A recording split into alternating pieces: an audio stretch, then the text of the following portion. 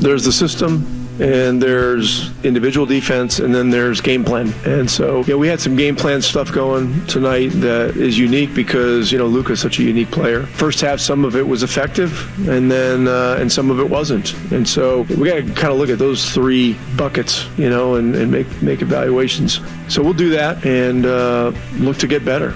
6 games left. I think 5 of these games are against teams in meaningful situations, that need to win. And so this is a test of, how we compete and how we compete with each other. We got to do better than tonight. Lamar Jackson, you know what? We do our due diligence on every position, whether it's through the draft or free agency. Really still going through that process right now, watching the tape, get a chance to talk to these guys, and then we go from there. But again, if there's a perfect method to the quarterback and picking the right one, everyone would have really good quarterbacks. So there's not a perfect method for it.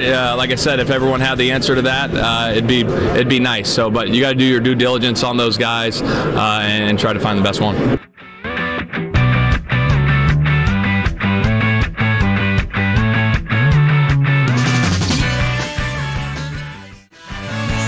Good afternoon, everybody. Welcome in. Brian No and Dane Fife with you. It's going to be a good day. Dane's already downing applesauce right here. Ready to go. The Go-Go Squeeze. Love it. Was that the Go-Go's that Jimmy just played? No. But that would be, if you were back in the NIL days, you would absolutely be a great spokesperson for applesauce squeezies.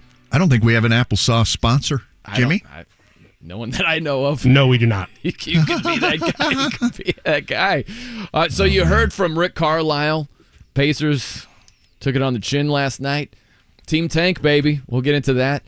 Also, the Colts, Shane Steichen, head coach, made an appearance in the intro right there, talking about doing their due diligence with Lamar Jackson. That's where I want to start with you, Dane Bartholomew Fife. I like that. What is your middle name, Dane? Jeffrey. Dane Jeffrey Fife. Yeah. It's strong. Another person of greatness, his middle name is Jeffrey. Guy by the name Michael Jeffrey Jordan. Dane Jeffrey Fife. I like that. Brian Phillip No, because my dad is Phil No. 2 L's, no. Unlike Phillip Rivers. Phillip Rivers goes 1 L for Phillip. Okay, so 2 L's two with L's. you. 2 L's for me. I'm not cool like Phillip Rivers. I like the name Phil. Phil. Yep. It's not as common as it once was. No, it's not. No, it's not. It's one of those uncommon names. I don't know if it's Lamar Phillip Jackson or Lamar Jeffrey Jackson. That has a good ring flow. to it. Good flow. But he's in the news for obvious reasons. And the Colts are talking about him. You just heard from Shane Steichen. Also the GM, Chris Ballard. He said that the Colts, they're going to do their due diligence and that Lamar is a, quote, special player. Of course, the Colts have had 4 different starting quarterbacks in week 1 since Andrew Luck retired in 2019. My thing is this, Dane. A lot of angles with Lamar possibly being a Colt. I don't think it's just about week 1, okay? That's the simplest way I could look at this. With Lamar Jackson, it's not just about who your week 1 starter is. It's who's your starter in week 16, week 17, week 18. The playoffs. He missed the playoff game last season. That matters as well. It's not just about week 1. And you got to consider that when you're thinking about the price tag. It's the money you'd have to pay for him, and it's also the 2 first-round picks you'd have to give up. Too rich for my blood. You? There goes that cap wiggle room. Gone. To maybe build your defense, to still work the free agency market. There goes the cap wiggle room. $20 million? $20 million. Ballpark. I think, to me, just reading between the lines and what Jim Irsay has to say, he's talking. He wants to go young. Okay. Lamar Jackson isn't old by any stretch, but he is. It seems like he's been around forever. He's been oft injured, and it's a tough scenario considering the amount of money that the Colts are going to have to bring to the table. The way Lamar Jackson and his no agent Uncle Kenny is talking, That just doesn't seem like a Colts move. Fellas, to me, it just doesn't seem like an Indianapolis franchise move. That's not what they do. It's funny that you bring that up because Jimmy and I last week were talking about Irsay or Cook? Jimmy Cook, Okay, sorry. same guy. Not Jimmy Irsay. Should Jimmy be the Cook. same guy. I'm glad that you verified that, right? I trust them both. I was playing guitar with Jimmy Irsay. We had a jam fest. We were playing some Slayer, some New School, Lamb of God. It was great. But that's another story for another day. Another day. Yeah. But I was talking to Jimmy Cook, and listen, we're looking well into the future here. But I just mentioned, I'm like, you know what's exciting about the NFL draft? If the Colts hit on a rookie quarterback, and in year one, he looks to be a difference maker. You know, he looks to be a franchise quarterback. I think next year in free agency, I could see Chris Ballard being a lot more aggressive. You want to take advantage of the rookie contract. It's a cheap contract like the Dolphins are doing. They're aggressive. They're trading for Jalen Ramsey and Bradley Chubb, and they're bringing in high-priced free agents. They're trying to take advantage of that rookie deal. Bengals have done it. Bills have done it. Everybody does it. That's exciting. And Jimmy Cook pushed back a little bit and said, that's normally not what Chris Ballard does. He's not aggressive, not go for it. So if you bring that full circle and you're talking about Lamar Jackson here, if it's one of these like, I don't know if Chris Ballard would be aggressive building around a young quarterback on a rookie contract, very affordable. Cheap. It seems very... Get it on the cheap. It seems like probably not a Colts move to go all in with all the money. That's an uber aggressive move to bring in Lamar Jackson. Yeah, I think it's. I guess the question is, what's more risky? You know, dive into it to the Lamar Jackson sweepstakes, right? Or come back with a rookie and Gardner Minshew. There's a lot of risk on both sides. And obviously the financial is on Lamar's side. That's the risk. And the injury and the declining play and the. I think when you take a Lamar Jackson, if you go all in with Lamar Jackson, if you're the Colts, you're saying that it's more of a win right away as opposed to a rookie quarterback or a situation where you've got Minshew as the starter and you work in the rookie. I think you're saying it's more of a win right away. And I think that's the risk that's being taken by maybe Ballard if he decides to go that route. I think that if you go the Lamar route, you're saying we just have more to go on. We just know more. Think about it like this. If Lamar represents, he's like a high-end sports car, but he's got some transmission issues.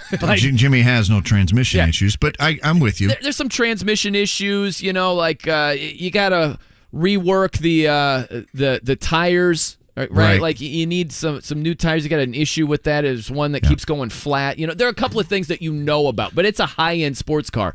The rookie quarterback, that's like The Price is Right. You know, there's a car behind the door. You got a beautiful. You just don't know what it is. A shell, and you're just trying to see what's underneath the hood. Right, we don't know. It could be a really great sports car. Could be like one of those like old school Geo trackers. It's like it's not really a prize right there, you know? Like that's a great analogy. And then back to reality, what you do, I still think what you do by drafting the rookie on the cheap. Yep. You create hope. You create hope for the future. Whereas Lamar Jackson, you bring in Lamar Jackson, it's now. Right. I firmly believe that, and I think that may supersede even the risk of spending the amount of money that the Colts are going to have to spend because jobs are on the line. You better win if you come after Lamar Jackson. And I also think you got to be really, really honest with yourself, saying, are we built to win now? Is this our window? Yep. If we bring in Lamar, year one, are we in the thick of things with the Chiefs, the Bills, the Bengals? Are we really in the thick of things with the rest of the roster right now? And if your answer is no, okay, year two, maybe you stockpile whatever you can. Like maybe you hit on some draft picks, you make some shrewd moves. Like year two, being fully honest with yourself, do you have a roster that's built to win a Super Bowl? Again, you were what, 4-12-1 last year? So go from 4-12-1 to the bowl, right? Like, that's a leap. That's a leap with a guy who, by the way, is 1-3 in the playoffs and has a worse playoff passer rating than Jets quarterback Zach Wilson has a career rating. Think about this. Zach Wilson of the Jets hasn't been crushing it, has he? He's been freaking brutal. His career passer rating is better than Lamar's playoff passer rating. That's insane right there. Well, Lamar's feet and his legs better be prepared because he's going to have to do a lot of running. That's okay. Yeah. That's okay. And I think you mentioned it, the ability to make plays, complete the pass in the playoffs. I think a bigger thing is Lamar's ego right now. I think it's growing by the day. I mean, he's getting exactly what he wants, and that's people like us talking about him in every city of a franchise that needs a quarterback. That's what he wants, and it's working. I don't know. He doesn't have an agent, but Uncle Kenny is doing a heck of a job for him. Hey, man, I like Lamar a lot. I think you got to separate what Lamar says versus what people say on the behalf of Lamar. Yeah, I agree. Right? There are a lot of arguments for Lamar that I disagree with, but it's not like Lamar is saying those things. So Lamar, the guy, I largely like. Like that guy, he goes out there, he grinds, he's been a team guy. Negotiations are always weird. You know what I mean? Like, think about Deebo Samuel with the 49ers. He requested a trade. That guy is all heart. That guy on the field is all out, right? And when it comes to a negotiation, it gets weird. So Lamar has taken a bit of a PR hit, not having an agent. And that's where when you've got an agent, it makes it significantly easier. Yeah. Because the agent takes the hit. The agent knows the people to talk to, the negotiations, when it is directly the player or the person negotiating his own contract. Yeah. But I like how Lamar has approached this. Think about this. Lamar was in the same draft as Baker Mayfield. Baker Mayfield is ultimate chip-on-shoulder guy. Mm-hmm. Can you imagine what Baker would have said for years if he was as productive as Lamar Jackson? He wouldn't let us forget about it. He'd be, all these naysayers counted me out. They thought I couldn't do it. Now what? Blah, blah, blah, blah. Lamar hasn't played that card at all. Lamar could be like, I was the 5th quarterback taken in that draft. I was the 32nd pick. What has Josh Rosen done? What has Baker Mayfield or Sam Darnold done compared to me? They talked about me being a wide receiver. You guys are freaking drunk. He could have just thrown that in our face time and time and time again. But he didn't. I respect him for that. So he's a very likable dude. Give us your stance. I'll give you the other side of this. If you're the Colts. Yep, if I'm the Colts. If I'm looking at Lamar Jackson, I think you have to do a cost-benefit analysis, okay? What's the cost to get this guy? How does it benefit us? Not just the player he is, but the roster we have. I don't think the Colts are in go-for-it mode. If they landed Lamar, I don't think that puts them in Super Bowl contention. So I'm out on that. Now, if I just evaluate the player, Dane, even though I like the guy, Lamar Jackson is the most overrated player in the NFL, and it's not even close. He's overrated by miles compared to whoever the next guy is. Because think about this. The deal with Lamar is he has declining numbers, 32 touchdowns and 20 picks the last 2 years. That's nowhere near MVP caliber. So his numbers have dropped. He's missed a ton of games. He's missed 10 games the last 2 seasons. He hasn't been there for the most important part at the end of the regular season and then last season in the playoffs. He doesn't do well in the playoffs. I rattled off the numbers for you. They're bad. And yet, I'm supposed to believe that him not getting a fully guaranteed deal in the ballpark of $230 million is somehow collusion and a conspiracy. And it's like, what are we doing here? I'm not telling you Lamar can't play, but overrated means the perception is much rosier than the reality. That is Lamar Jackson to a freaking T. People Yeah. are stuck in 2019 like he's still an MVP type player. He hasn't been that guy for a while now, and he's been injured on top of that.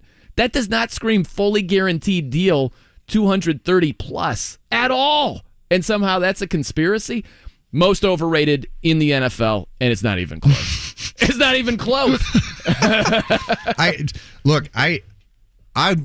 My stance is I'm putting the Lamar Jackson sweepstakes to bed for the Indianapolis Colts. Yeah. And I think if you look and see or listen to what Jim Irsay said, I mean, right here, okay, Joel Erickson wrote this morning in the Star. Jim Irsay, if you look at Kansas City, Buffalo, all the teams having success, it's all drafted quarterbacks. And they picked most of them high. Okay? And Jim Irsay, previously in the story, talked about going young. Okay? Wants a quarterback for the next 10 years. Because of Lamar Jackson's injury, not going to say it's going to happen. Maybe 3-4 good years left. He's 26. Maybe 3 or 4 good years left. Maybe more. Who knows? But reading between the lines, Jim Irsay saying it ain't happening. No. You know what It's Lamar not is the like? money. I'll make it close to here. Lamar is like the Indiana weather in Okay. terms of production. Okay. I mean, there are some days gorgeous. You know, we're a couple of months out from beautiful weather, and then every now and then, it's awful. Okay, like, Hey, you know what, Jimmy Cook? I'm gonna defend Indiana. He lives above the hill. See, once you get to the rolling hills, once you get south of Indianapolis, oh, it's nice. We get 2 more months than you get up north. okay, it's nice about what percentage of the year? 70%, 65%. When I was being recruited by Bob Knight, he told us you could golf 10 months out of the year. I don't think it's that. I'd say it's closer to 8.5, 9. Sounds like a recruiting pitch right there. It was, and numbers are bumped up a little bit. Little did he know I didn't even really like golf, but he did say you could fish 10 months as well. Are you a fisherman? No, but I like to fish. I'm not good at it. And I got a great fishing story for you late in the show. the story yesterday should be told again. Your ET story. E.T. phone home. I started to tell my wife the story, but it's not inappropriate. It's just my 9 or 10 and 13-year-old daughters were sitting there, and I'm like, man, I don't want to plant the seed of my young little angel jumping on this guy first date in the car. Yeah, no, I don't want to do that. I would have had to. They have to take into account the man that is. You can't blame her for the man that we're discussing. Well, thank you, Dane. But no, they just weren't ready for it. It wasn't the appropriate time. Fair enough. Now, where were we? I don't know. The Indiana weather? Oh, the Colts. It was Lamar. He's like the Indiana weather where, 70% of the time-ish, 65% of the time, it's gorgeous. Yeah. It's beautiful in terms of production. South Bend He's doing weather. his thing, highlight reel plays. He's doing somersaults into the end zone. This is awesome. But you know what? There are those days, Dane, production-wise for Lamar. You wake up, and in Indiana, it's nothing but gray, cloudy, rainy skies. Rainy, but the pollen. The things that agitate you, your allergies. I mean, it's unbelievable. Yeah, right. I mean, I get paying top dollar if you're living in San Diego. Yeah. I don't get paying top dollar production-wise. Like, Lamar represents Indiana weather. Yes. That's why the prices are different, right? So I don't think you I can would pay agree. top dollar The for fluctuation. Yeah, there's too much fluctuation. Jimmy, you like that word? Fluctuation. Well done. Thank you. He's an economist. He's the Pat Summerall. When he's in the producer's chair, he's like, right on, guys, 10-4. Yeah. That's it. That's Jimmy's It's his show. contribution It right is there. his show. He And his music. lets it breathe. That's what he does. He lets it breathe, which I like. I do like that. We've got Robbie Hummel coming up here. Oh, man. What a stud. He's doing a great job. He's a stud, man. He's on his way to becoming an American. Pat Summerall, American icon. Here's my question. Joe Buck, the original. I just thought about this. It's becoming outdated where play-by-play guys have a go-to phrase. They've got a catchphrase. Color commentators. How many color commentators have catchphrases? You know what I mean? Because that's some real estate. Bill Raftery. Yeah, that's right. But I'm trying to think. Jimmy Jackson's. Steve Lavin used to have some really good catchphrases. Jimmy Jackson stealing rafteries. I heard him the other day referring to feet as puppies. Really? Wow, that's definitely a raftery thing. But Jimmy Jackson's, and that's okay. Jimmy's awesome. Jackson's awesome. What are the other catchphrases that come to mind? Like Steve Lavin. Lavin, tickle the twine. That's a good one. That might have been a Dick. I'm sure Dickie V had a ton. Oh, everything that ended in baby. Oh, he wrote the book on catchphrases. Yeah. So do we need a catchphrase from Robbie Hummel? Do we need that? It's coming. It's coming? Yeah. It's like, like a Dickie V would be like, Jimmy Cook, he looks like he reminds me of the great San Francisco linebacker, Bill Romanowski, baby. Right, Jimmy? Doesn't he remind you of Bill Romanowski? Minus the blonde hair. He's got the head of Butkus and the body and mind of Romanowski. He looks like Dick Butkus. He's got the Mike Singletary eyes. Yes, he does. When we're overdue for a break. Oh, you know what I mean? Like he didn't give me the break. No, give me a break? Not yet. Not yet. Oh, he pointed. I got a quick Dickie V story for you. Uh-oh. It's not as great as E.T. I'm just going to warn you here. Riding in the boo. So, yeah. So when I was working with Jerry Tarkanian in Fresno, had a coach's show, and he would pre-record all of his interviews. His show aired on Wednesday evening, and so no one's going to join it live. They've got games or practice, all that type of stuff. So we'd pre-record interviews. So he was going to have Dickie V on the show. So Dickie V calls me at the office, and he's like, hey, Dick Vitale. And I didn't do the whole thing. Dickie V! No, you didn't. He's a PTP. No, I didn't do any of it. Yeah.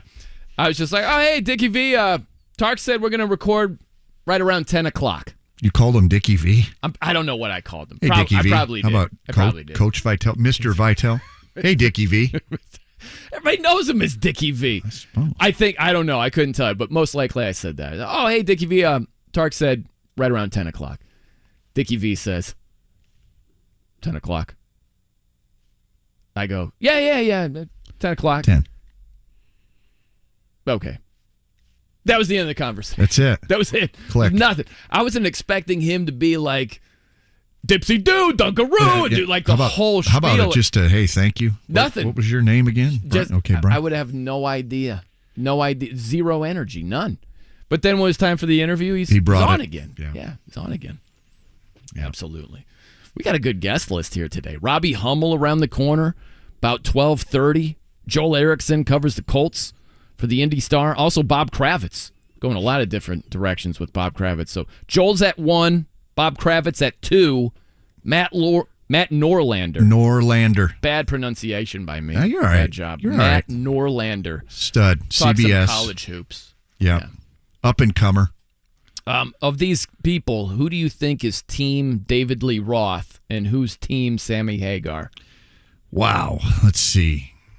Kravitz is definitely Hagar. Hummel, Norlander. Really? He's definitely David Lee Roth. And Erickson, I'm not sure. I'll get back to you on that. Okay, so I've got let's put Norlander in gold. I've got a Word document here because you're saying he's getting it right by going with David Lee. No. Okay, who's getting it wrong? Norlander. Robbie's got it wrong. Hummel's going Hagar for sure. Oh gosh. And Kravitz, you said, is going Hagar? Kravitz is a man's man. He's going Hagar. Although I bet Kravitz wished they all could be California girls. I'm not going to speak for him, but I bet. I mean, think about that. Joel Erickson, which way is he going? He looks like a Hagar guy. He's a football guy. So he's got to be a Hagar guy. I don't understand. What's the rationale? What's the thought process? A man's man. A man's man? Men. Just real men are going for Hagar. So what are the people? They're David not Lee real Roth. Men? They're not real men? They're not a man's man. They're not a man's man. Norlander's definitely going David Lee Roth. I mean, you talk about I mean, let's start. Wish They All Could Be California Girls. Might as well. I mean, that guy is in frayed leather. Yeah, Panama. Awful. Great. Awful. Okay. I mean, you can speak from a different perspective. Hot for Teacher. Tremendous. Sammy's too grown up. Sammy's not fun. Sammy with all those That's what dreams are made of? Yes. No. All those pro-America songs. Get out of here with your grown-up corporate version. This be love. Why can't this be love? What a terrible song. Dreams was one of the best songs. Awful song. Oh, my gosh. Awful. Too Hagar, grown up, at least too some mature. of the best beginning starts of songs ever. Not fun at all. Not fun. Right here? Fun. Right now? Right now? Right now. Hey. Yeah. Tomorrow. It's a no-brainer. Boring.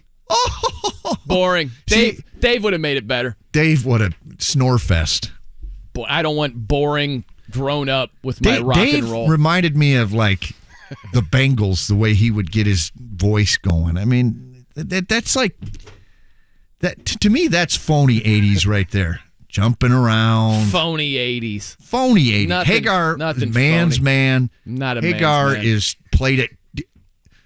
Are you playing David Lee Roth at tailgates? No, yeah. You're playing Hagar. No, you're worst argument you could sick. make. You're not hitting the tailgate doing like shots of Jaeger or keg stands to that's what dreams are made of. Right. I mean, you're picking the worst whatever song, but right now you're going with right now. Hey, nah. There's no tomorrow. I mean, that's a sports song. Nah. This is a sports show. This is not a lingerie show.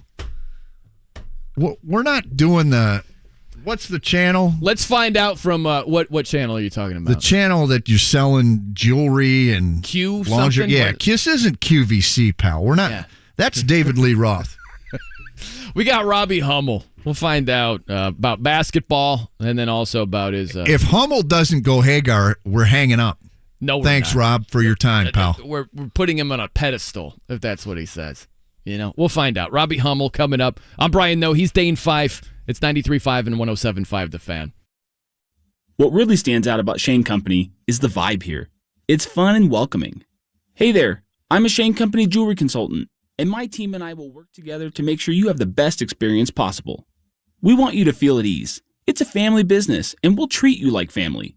We'll do whatever it takes to help you find what you're looking for and respect your budget.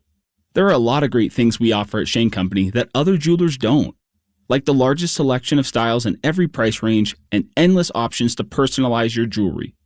Did you know you can create a necklace or ring starting with one of our beautiful gemstones and then watch our master jewelers at work? That's right. There's a jeweler workshop here in our store.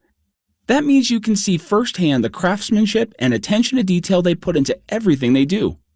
If you've never been here, visit us today and see what we have to offer. It's more than fine jewelry. It's a really fun time. Now you have a friend in the jewelry business. Shane Company and Shaneco.com. Doing more in the community means that I get out and I volunteer. Hi, I'm Hannah Yeagerbush here at Teachers Treasures, and we nominated David Barabee because he's such a great volunteer leader. He does so much for us to make our mission possible to serve teachers in Marion County. And I'm Jiffy Lube owner Jennifer Sanner. At Jiffy Lube, we are rewarding Hoosier volunteers who use their vehicle to do more to make Indiana a better place to live. My vehicle really allows me the ability to be where they need me, either downtown, at the store, or out on a route, or working for the mobile operation. Each month, Jiffy Lube of Indiana provides a volunteer free vehicle maintenance for a year, whether it's someone who delivers smiles and supplies or drives somewhere to serve on site. Jiffy Lube supports local givers who count on their car to do more for Indy, and we love to hear their stories. If you know a volunteer who impacts your community, nominate them today to receive a year's worth of free vehicle maintenance. Just click the Do More tab at JiffyLubeIndiana.com. QC Kinetics provided amazing pain relief for a former professional baseball player, and you have access to the same life-changing treatments as retired Braves pitcher Jose Alvarez. I put a lot of stress and strain and work on my right arm, but my right elbow took most of the damage with 3 surgeries. Arthritis developed and the pain was unbearable. It wasn't just pain when I was trying to play sports. It was anytime I was moving the right elbow. It was pretty excruciating at times. That's when Jose discovered QC Kinetics, Kinetics and their regenerative treatments that help the body heal itself, restoring damaged tissue and providing relief with no surgery or downtime. Jose's message to the medical professionals at QC Kinetics? My elbow is feeling outstanding. Where were you 10 years ago, for crying out loud? QC Kinetics is right here. Call for your complimentary consultation. Call QC Kinetics, 317-559-PAIN. That's 317-559-PAIN. 317-559-PAIN. At My Great Clip Salon, I get to use my skills as a stylist to make customers look and feel great. When you sit down in my chair, it's important to me to listen to what you want. And when your haircut's done, I'll save your details and clip notes so you can get the look you love at any Great Clip Salon, anywhere you are. Seeing customers light up at the end of their cut. That's what I love about my job. I'm Katie, and I'm a Great Clips Salon stylist. Join a salon team. Visit jobs.greatclips.com. Shop Grand Appliance for the lowest prices and up to 15% off on high-performance appliance brands like Samsung. Visit grandappliance.com for complete details. Grand Appliance, the appliance experts since 1930. It has no beginning. Let's start something special right here, man. Let's go. And no end. Look, you got to get your team ready to play. It is a constant. Get a rhythm going. Through every season. Come back again. It is always Colts season. Firing, hiring, free agency, the combine, the schedule, the draft, OTAs, minicamp, training camp, kickoff, the offseason. Questions is a season to be answered for this Colts team. The best Colts coverage is on 93.5 and 107.5 The Fan.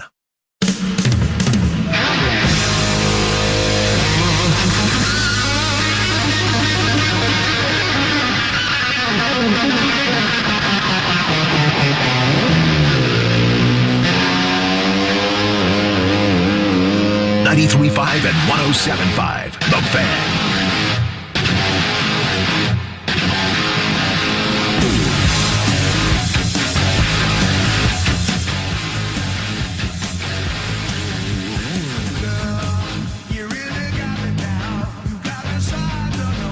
Sammy was clean cut, drug free. Sammy, Yeah, that's and the why he's- Van Halen's. Brian No and Dane Fife with you here on the Fan. You know, it's funny. I didn't know we were back. I was just bumping my gums how much Sammy sucks. And You know Jimmy's what? looking at me like, guys, show. You want to do the show over? We're back. I think the big one, Robbie Hummel is going to resolve this issue for us. Let's get to that. Robbie Hummel, Westwood One, calling the Final Four, Big Ten Network, ESPN. You do great work, sir, and I hope that you have the right answer on this one, Robbie. Are you team David Lee Roth or team Sammy Hagar? Boy. I will say I have always loved Van Halen due to the song Jump, because when I was a ball boy, Robbie, my man, yes. When I was a ball boy at Valpo for Homer Drew, before every game at tip-off, they'd play it, and I always would be so hyped. So I think that's my answer. I'm sorry, but I have to go with that. Perfect response. And you love Jump. You don't give me that, Dave. That's the only good song that David Lee Roth ever had with Van Halen. Not true at all. Now, I will also say I'm not like a huge connoisseur of Van Halen's other music. Right. Just the good songs. It was funny. My high school, when I was a senior in high school, I edited all these hip-hop songs to take the cuss words out. And because at Valpo, we weren't allowed to have any cussing in our music, apparently. And they then refused to let us use it. And they gave us a preloaded list of songs. And one of them was the Van Halen song with the really long piano intro. Yes, right now. Right now, yeah. Bingo. So I like that song, but I also loathe it because I did all that editing. I respect that. The cuss words, and it ended up being for naught. How would you edit them out, Robbie? Would you just beep it out? No, I wish. That would have been awesome. Can you imagine Robbie? Beep. One of my friends had an editing program for videos, and you could kind of chop little parts of songs and then connect them together. And it didn't sound professional, but I was like, man, we need in the club. We need in the club before the game. And unfortunately, in the club was not played at Valpo High School before the game.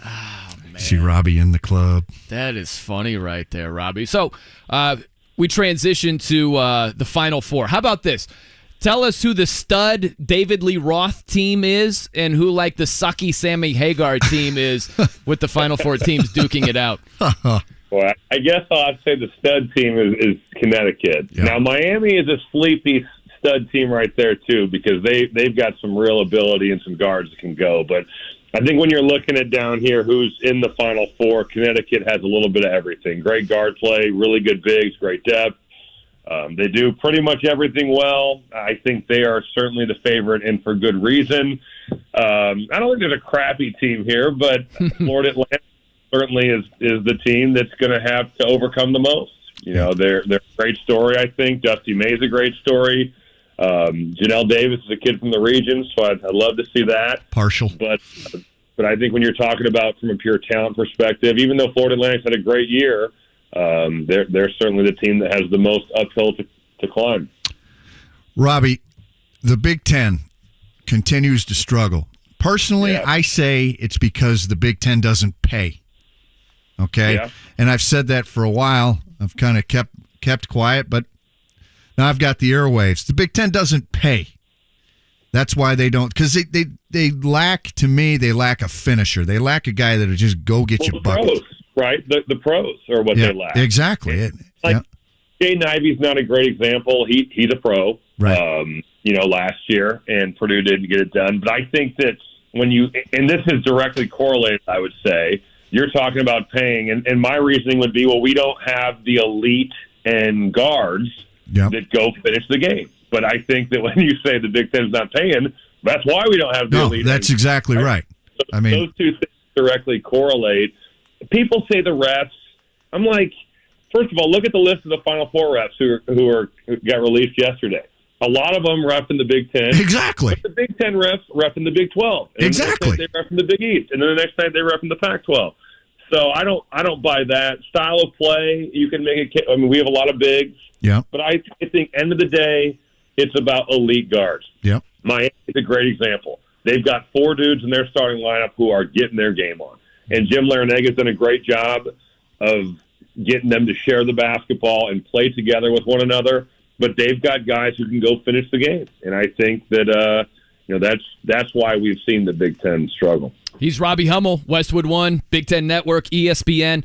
You mentioned depth. I'm just curious, once we get here to the Final Four, how big of an advantage do you think it is to have good depth as a team versus a team that maybe only goes 6 deep? Yeah, it's an interesting question because I think some coaches are really comfortable shortening the rotation, but then you look at 2 of these teams in San Diego State and Florida Atlantic, and they've got 2 incredibly deep benches. Florida Atlantic's second nationally in bench points. San Diego State's 22nd. They're getting 26 and 33 points a game from guys not in their starting lineup. Whereas Miami, I mean, their top 5 guys are, for the most part, going to be their 5 guys that score. They'll play 3 others who will come in there and give them some other things. UConn has a ton of talent, but really who's hurting you there is going to be Sanogo. It's going to be Jordan Hawkins. It's going to be Andre Jackson.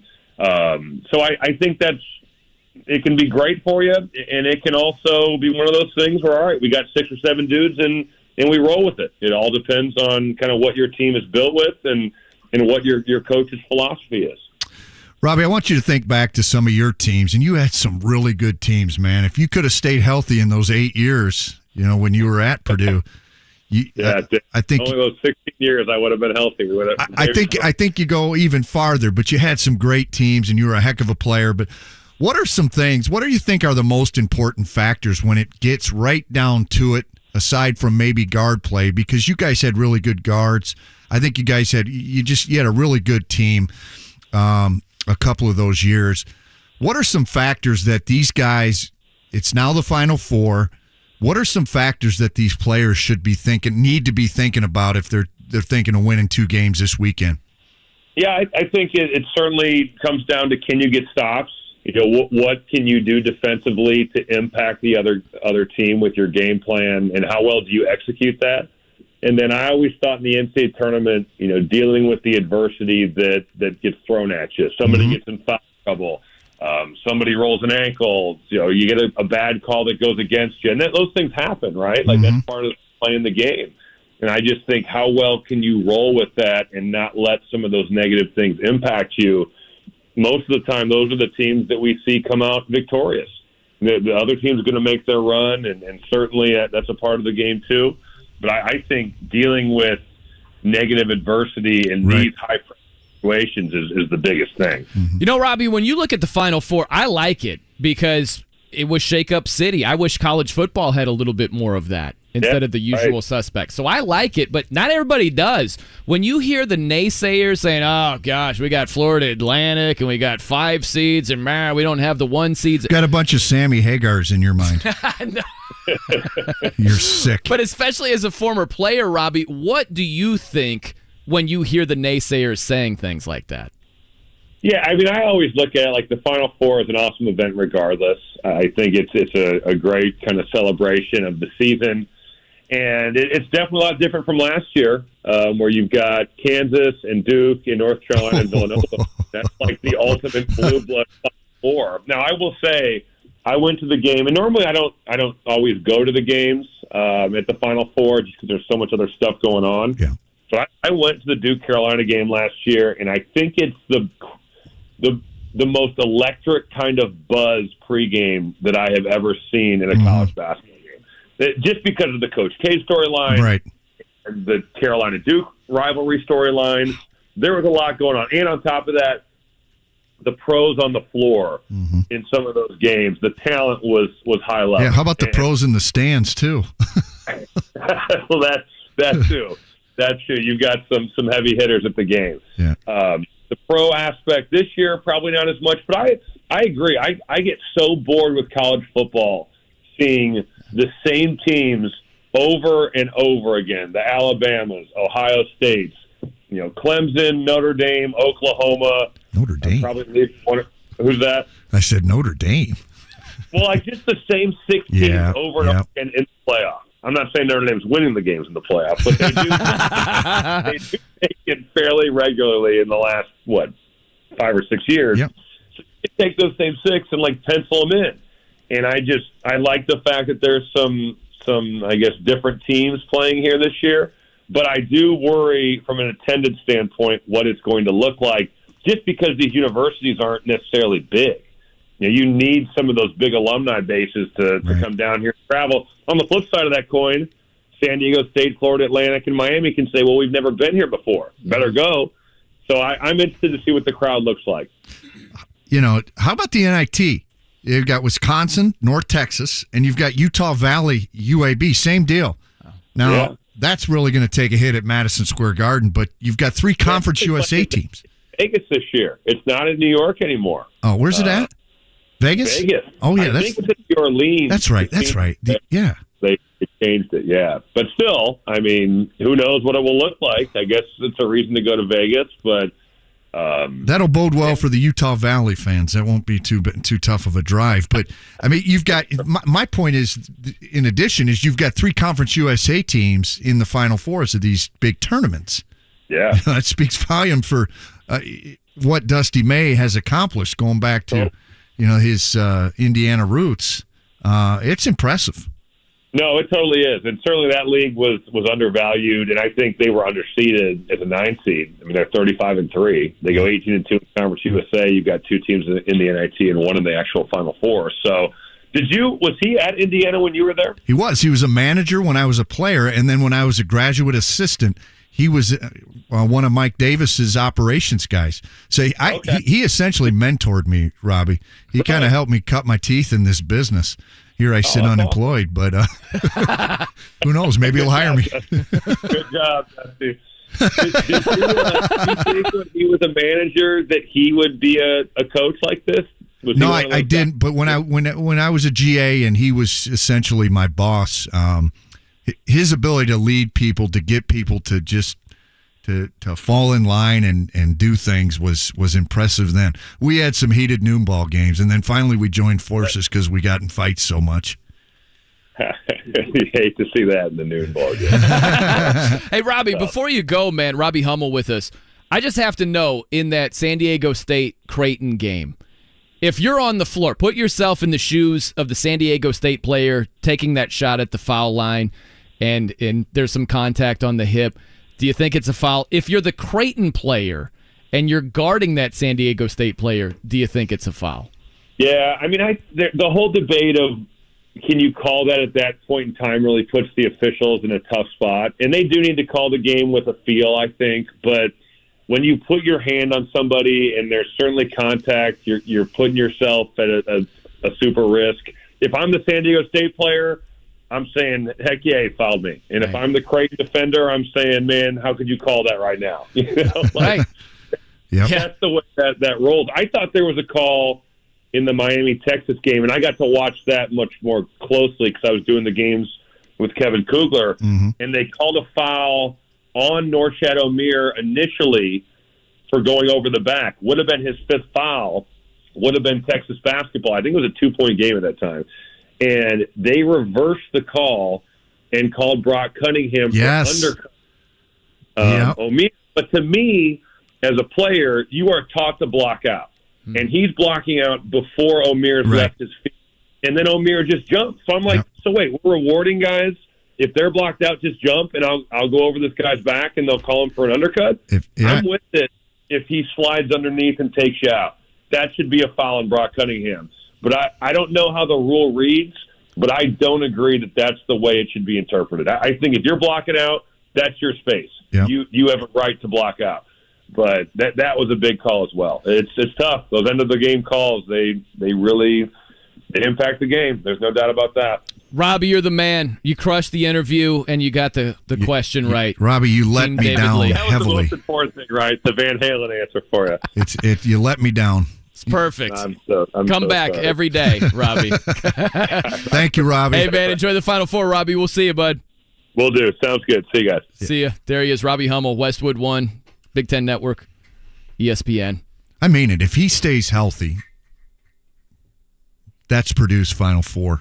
That's Purdue's national championship. I remember watching him at Minnesota when he hurt his knee, and awful, great player, but even better in the media. Oh, he's impressive. Tremendous. He's really a role model.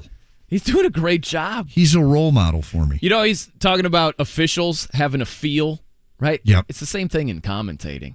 Yeah. Some commentators are really good. They just don't have a feel. Like Robbie's good and has a feel. And that voice, it's Summerall-esque. It's silky smooth. It's so soothing. It's Jimmy Cook-esque. Oh, gosh, come to Papa. Right? Yeah. All right, coming up next, which NBA guy? Jimmy's blushing. Sorry. Someone at the Pacers game last night, Dane, compared me to an NBA guy. Which guy do I resemble, in his opinion? Do I get to answer now or wait? Let's make it a teaser, but I will answer on the other side. Okay, good. That and a pop quiz as well. That's on the way. I'm Brian. No, he's Dane Cook. It's 93.5 and 107.5 The Fan. Imagine the possibilities of getting the backyard of your dreams. Expand your living space with an Indie Decorative Concrete patio. Indie Decorative Concrete, the patio experts. Big enough to service, small enough to care. Dream homes come in all shapes and sizes. And at TCU, we believe borrowing options should too. There's no one-size-fits-all mortgage. Let our knowledgeable team pair you with your perfect loan solution while you pick the perfect pairing of paint colors for your new place. Plus, save up to $1,000 on closing costs, which means more money for the fun stuff. Together, let's make it yours. Welcome home with TCU. NMLS number 686706, federally insured by NCUA. Equal housing opportunity. All loans subject to credit approval and membership requirements. Offer details at tcunet.com/welcome home. It's JMV. If this is the year for your home's custom remodel, check out my friends at Get 'em Associates, doing home remodels since 1987. Getem.com. That's GETTUM.com. The Astros host the White Sox in the Major League Baseball season opener, Thursday evening at 6:30 on 93.5 and 107.5 The Fan.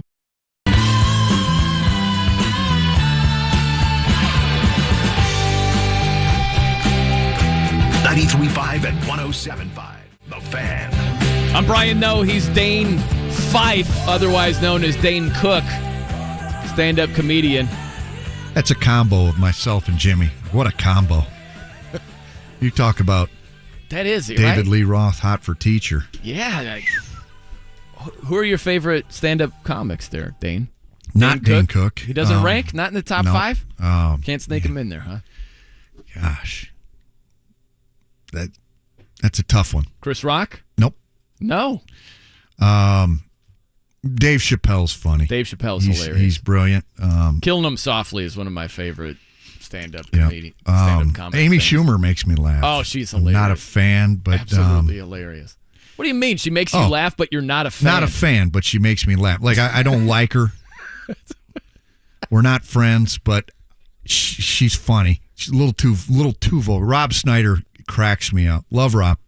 I love all those Saturday Night Live people. How about Bill Burr? Bill Burr's funny. Very funny. I didn't get a chance. He came to Bloomington this winter, and I didn't get a chance to go see him. But I need to watch a little more Bill Burr. A little more. Not convinced. No. Yeah. I love a heavy set comedian. a weighted, like a Chris Louis Farley. Anderson. Yeah. Rest in peace. Yeah. Yeah, but a heavy set one. R.I.P. Chris Farley as Same well. thing, yeah. I just love the heavy set guys and gals. I don't discriminate. They make me laugh when they get up and do comedic things. It works for you. I like that. Yep. So I was at the Pacers game last night. It was fun. I enjoyed it. It was a blowout. Team Tank in the building. No Halliburton, no Miles Turner. Finally, they figured it out. I know. I've got it. Who is it? Who do I look like? The guy that plays for the Heat, used to play for the Heat. Is it Dragic? Oh, yeah, Goran Dragic. So the guy next to me, we're just talking, and he looks at me and he goes, "You look like fill in the blank." So your guess is Dragic. Dragic is on the board. T.J. McConnell of the Pacers is not a bad guess. Right. I'm going Dragic. That's an easy one. Maybe is he still playing? I don't know that he ever did. Uh-oh. That's a big... you said big NBA player. NBA guy. Say NBA guy. Chris Paul. Not Chris CP3. Paul. Not Chris Paul. No? He played. Still playing. Well, see, Jimmy, NBA guy. Rob Pelinka. That's exactly who it was. He nailed it. Jimmy Cook. James Cook. How? You do not look like Rob Pelinka. I'm not saying I do. Know That's Robert. just what he said. I know Rob Pelinka. He said didn't play, and you think about recognizable faces in the league. I don't know. Pelinka was the first one that popped in my mind. Man. I was thinking CP3, but he plays. Okay, wow. I got a pop quiz for Phil you guys. Jackson. Got a pop quiz here. If you can sound me, Jimmy, we got fancy sound effects. Okay? Game show time. Pop quiz. So you know about Luka Doncic. His 16th technical foul was rescinded. That's why he was able to play last night and went crazy against the Pacers. How about the baseline pass? Did you see that thing? Double team baseline pass. It was a thing of beauty. Threaded the needle. He really did. So Doncic has 15 technical fouls right here. We're looking at season leaders for technical fouls in the NBA. All right, there are 4 other guys on this list that have had at least 13 technical fouls. I want to see who comes up with more. Players and coaches? You, Dane, Fife/Dane Cook. Or Jimmy Cook. Players and coaches? When are we starting? Just players. Start right now. Draymond. You sick son of a gun. Come on, that's an easy one. That's correct. Draymond with 16 technical fouls. That. Let's see. Your opportunity right here, Dane. Plays for the Suns. DeAndre Ayton. Not even close. No DeAndre Ayton. I have to look up how many. No Googling, Jimmy. Hands are like free. He's reading. Hands are free. Klay Thompson. No Klay. What do you say, Jimmy? Pat Bev. Not a bad guess. Jimmy Butler. Are they name guys? One is for sure. One is a name guy. CP3. Your twin. Paul George. Anthony Davis. No, actually, sorry. Oh. Anthony Carl Towns. Carl Anthony Towns. Starts with Anthony, one of them. Anthony Edwards. Anthony Edwards. Yep, Ant-Man is on there. 13. Recruited Ant-Man. 13. All right, one big name and one obvious troll. Jason Tatum. Nope. One big name and one the troll of the NBA right now. I mean, that's why I said Pat Bev. That's a good one. But I think he's past Pat Bev in the troll power rankings. Marcus Smart. Nope. You're going to hate yourself when I tell you. He's leading the NBA in technical Leading fouls. technicals in the NBA. 18 of them. Okay. Position. Can we just hint? Guard, forward. Dylan Brooks. That's it. Dylan Jimmy's Brooks. got the screen right You in can front. come He's over. looking. You can come over and look. All I have is a tankathon list and the show rundown. There's no answers there. Wouldn't you agree Dylan Brooks is back and forth with Draymond? He's more so that I think he's the troll of the NBA right now. And then one big name. One big name. Eastern or Western? Eastern. Just got thrown out of a game. Oh, recently. Embiid. What? Nope. Just got thrown out of a game. And Just got thrown out within the last Harden. week. Nope. Durant. Nope. Donovan Mitchell. Pistons. Pacers. East. I could do one mannerism and you would know for sure. Yeah. Oh, give us the mannerism. You want the mannerism? Sure. That's it. That's the mannerism right there. You don't know the mannerism? Guard forward. Right here. Celtics. Really? Nets. Jimmy Cook, shame what on are you. What are you? I can't see what you're doing. He's rubbing his elbows. Oh. Like this. Nothing? No. Are you serious? Don't have it. You guys. Guard forward. Guard. Oh, this is a guard? One of the better guards. Trae Young. There you Boom. go. Gosh, come on, man. You don't know the ice tray? I went 3 of 4. I don't recognize I'm it gonna either. hang my hat on Maybe it. it's because Brian knows doing it, not Trae Young. I don't I recognize thought Rob it. Pelinka was rubbing his elbows. I was very confused. It didn't make any sense to me. That's what it was. Hey, Didn't better shirt register. today, by the way. You don't have any John dogs. Gruden. Spider 2Y banana. It sounded like E.T. Did it? It sounded like your E.T. impersonation. E.T. phone home. All right, coming up next. Cha-chas. Chi-chis. Chi-chis. Joel Erickson, Colts beat writer. He will join us right around the corner. Keep it locked right here. Brian, no. Dane Fife. 93.5, 107.5 The Fan. The Ride with JMV. Rick Carlisle back in October came on this show and preached patience to you. And the Pacers gave you moments to be excited this year. I don't think the Colts are going to do the same, but I think you can expect the same. I think the Gilmore move is the beginning of it, and I think that rookie quarterback taking over the reins will show you that this is a reboot. The Ride with JMV. Weekdays 3 till 6. On 93.5 and 107.5. The Fan. Spring in Indy. And since 2001, Rhino Shield has been covering Indiana homes and businesses. Just ask Mike. Was watching TV one night and saw the Rhino Shield ad, and I thought, well, if they can do a house, they can probably do a building. And Rhino Shield's not paint. It's better. So they came out and they gave me a price, showed me how the Rhino works, how it lasts, and how the guarantee works. Business owners, you too can get the 25-year protection of Rhino Shield right now for 15% off the regular price. They started on the building. They waited for us to leave, and they worked Saturday and Sunday so they wouldn't affect our business at all. This was the great part of it. I came back Sunday night, and you couldn't even tell they were here. There was no paint on the ground. They did a fantastic job. Here's owner Shane Smith. This offer is limited, so call me at 888-RHINO-41. That's 888-RHINO-41. Don't paint. Don't vinyl. Go Rhino. Hey, don't vinyl. Go Rhino Shield. Never paint your house again. Rhino Shield. QC Kinetics patient Diane Richardson saw her brother-in-law have surgery for pain in his elbow. My brother-in-law, after that surgery, had his arm in a sling for almost 6 months, extensive PT, pain medication, a lot of restrictions of what he could not do. So when Diane's husband, Greg, had a similar problem, she encouraged a different treatment, regenerative medicine at QC Kinetics. And the experience was like night and day compared to his brother. After 6 months, nothing. He hasn't felt any pain, and that has been 2 years since he's had treatment. Plus, no drugs and no downtime. He was literally out golfing when he wanted to and doing whatever he wanted to. It was probably 9 months before my brother-in-law got back out on the golf course, and my husband was on the golf course the entire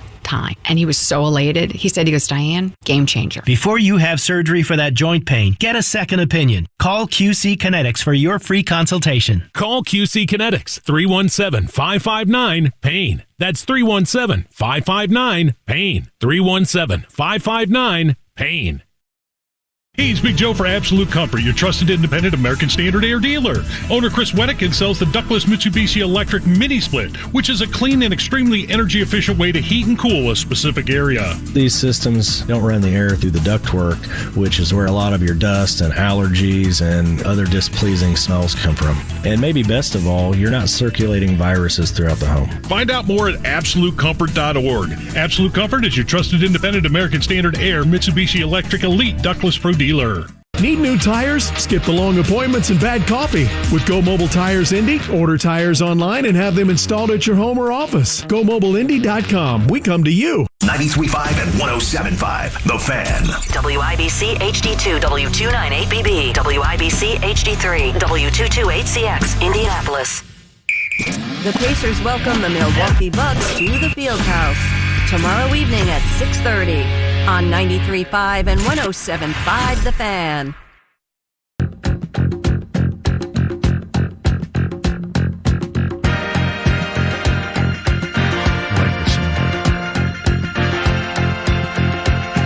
I like the 93.5 and 107.5 The Fan. I'm Brian. No, he's Dane Fife here on The Fan. You like this, huh? Your go-to? Nope. You just unveiled something about David Lee Roth. Where was he born? Bloomington, Indiana. Are you a bigger fan now? No. I do like him now. I just don't think he's better than Sammy Hagar with the Van Halen bros. What, like the boring factor? You know, not as boring as Sammy. No, I think I'd imagine he was medically induced into doing some of those things. All right, we got Joel Erickson, Colts beat writer for the IndyStar, joining us right here. Joel, we've had an ongoing debate. Just indulge us for a second. Are you team David Lee or team Sammy? Full body of work, Joel. When it comes to Van Halen. Hummel. I'm going to be honest. I'm the wrong person to ask here. I don't know the body of work well enough. How about just when it comes to mind? You got anything for us? This is really important. Dane had a prediction which way you would lean here, Joel. I don't know enough about Van Halen's library and what goes where to even I'm the worst resource on it. All right, screw the Van Halens. Hagar or Lee Roth? Which one? I really don't know. What is it with you and badgering guests, Dane? I just don't. All right, flip a coin. We're betting on your answer here, Joel. No. What is your musical go-to over there, Joel? What do you know a lot about? My favorite band is U2. There you go. Yeah, my favorite band is U2. The Joshua Tree or Rattle and Hum? So I think, I know it's the stock answer, but Joshua Tree is my favorite album. I'm really partial to War. Yeah. I like and War. I'm partial to War, and I like some of the newer stuff more than a lot of people do. How many times have you seen them in concert, Joel? I've seen them 4 times. I've seen them 4 times in concert. I saw them in Dallas. I saw them in New Orleans twice, and once I saw them in Seattle. And it was on a Joshua Tree tour, and they brought Eddie Vedder on to do a verse on Mother's Disappeared. Oh, that's good. And his voice was so different for that song. It was really good, really cool. You ever see a concert abroad, Joel? No, I haven't either. No, never seen one abroad. No. You, Dane? You ever seen Sammy Hagar in concert? I have not. I knew he didn't because he would have said clearly David Lee Roth. Leather or blue jeans? Let's put leather pants or blue jeans. Which one?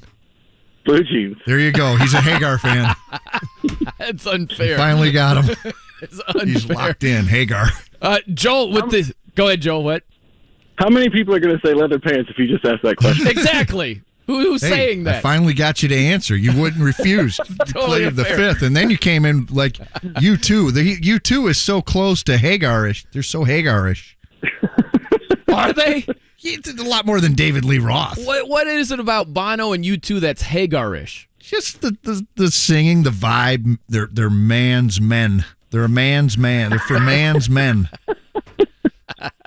And Joel's a football guy. He's all man. He's a man's man. Just like Sammy Hagar. I'm not shocked he likes you too. I'm not shocked he appreciates Eddie Vedder.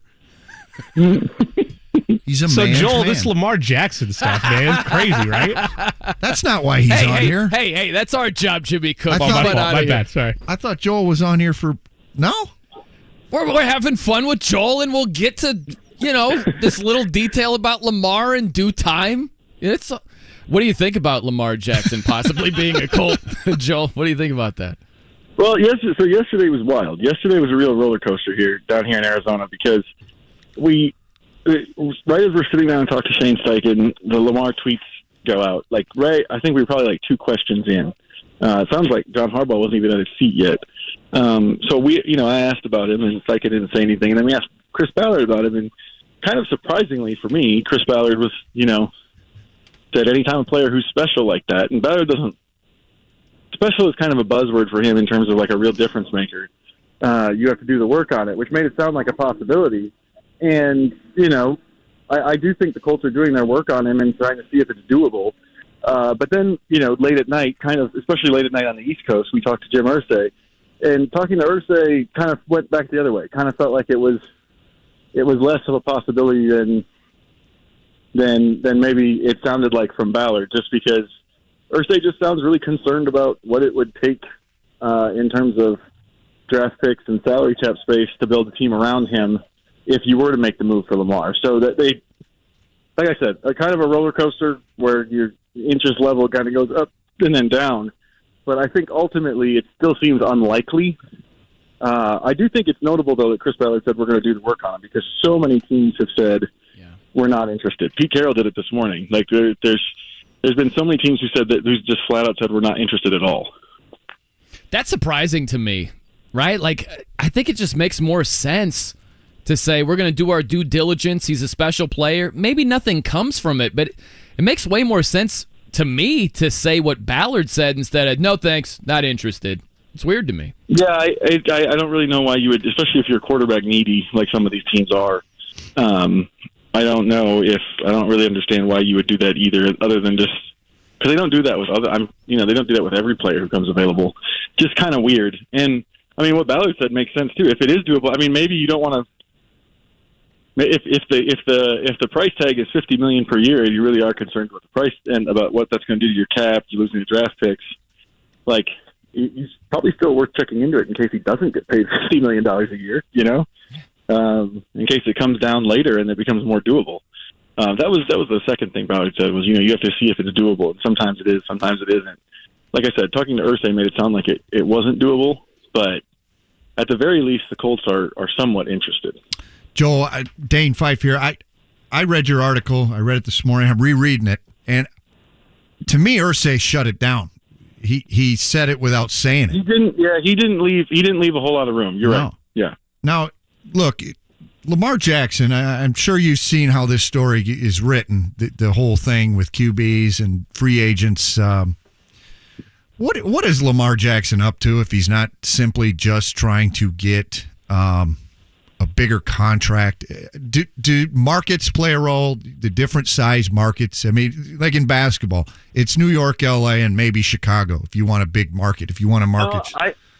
I don't think it's that, because it doesn't really work that way in football. I mean, two of the biggest stars in the NFL, I mean, one of them was about to come to New York, but two of the biggest stars in the NFL were, for a long time, the two of the most ubiquitous commercial guys have been Aaron Rodgers and Patrick Mahomes, and that's Green Bay and Kansas City. In the NFL, if you're a premier quarterback, it almost doesn't matter where you do your stuff. I think with Lamar, it just comes down to the contract. But the thing about the contract is, people always miss this. It's not necessarily, it is about the money, but it's also about a respect factor. Like, guys want to be paid the most because it's a sign of that they're one of the best players in the game. That's a lot of times the motivating factor for getting over it. Because I mean, at the levels of money that Lamar is talking about, it's a lot of money either way, but the respect factor, and I got a bigger contract than that guy, therefore I'm clearly better than him, does play a significant role. Do you see a scenario where Lamar Jackson goes back to the Ravens? Oh, yeah. Yeah. Oh yeah. I mean, the Packers did it with Rodgers.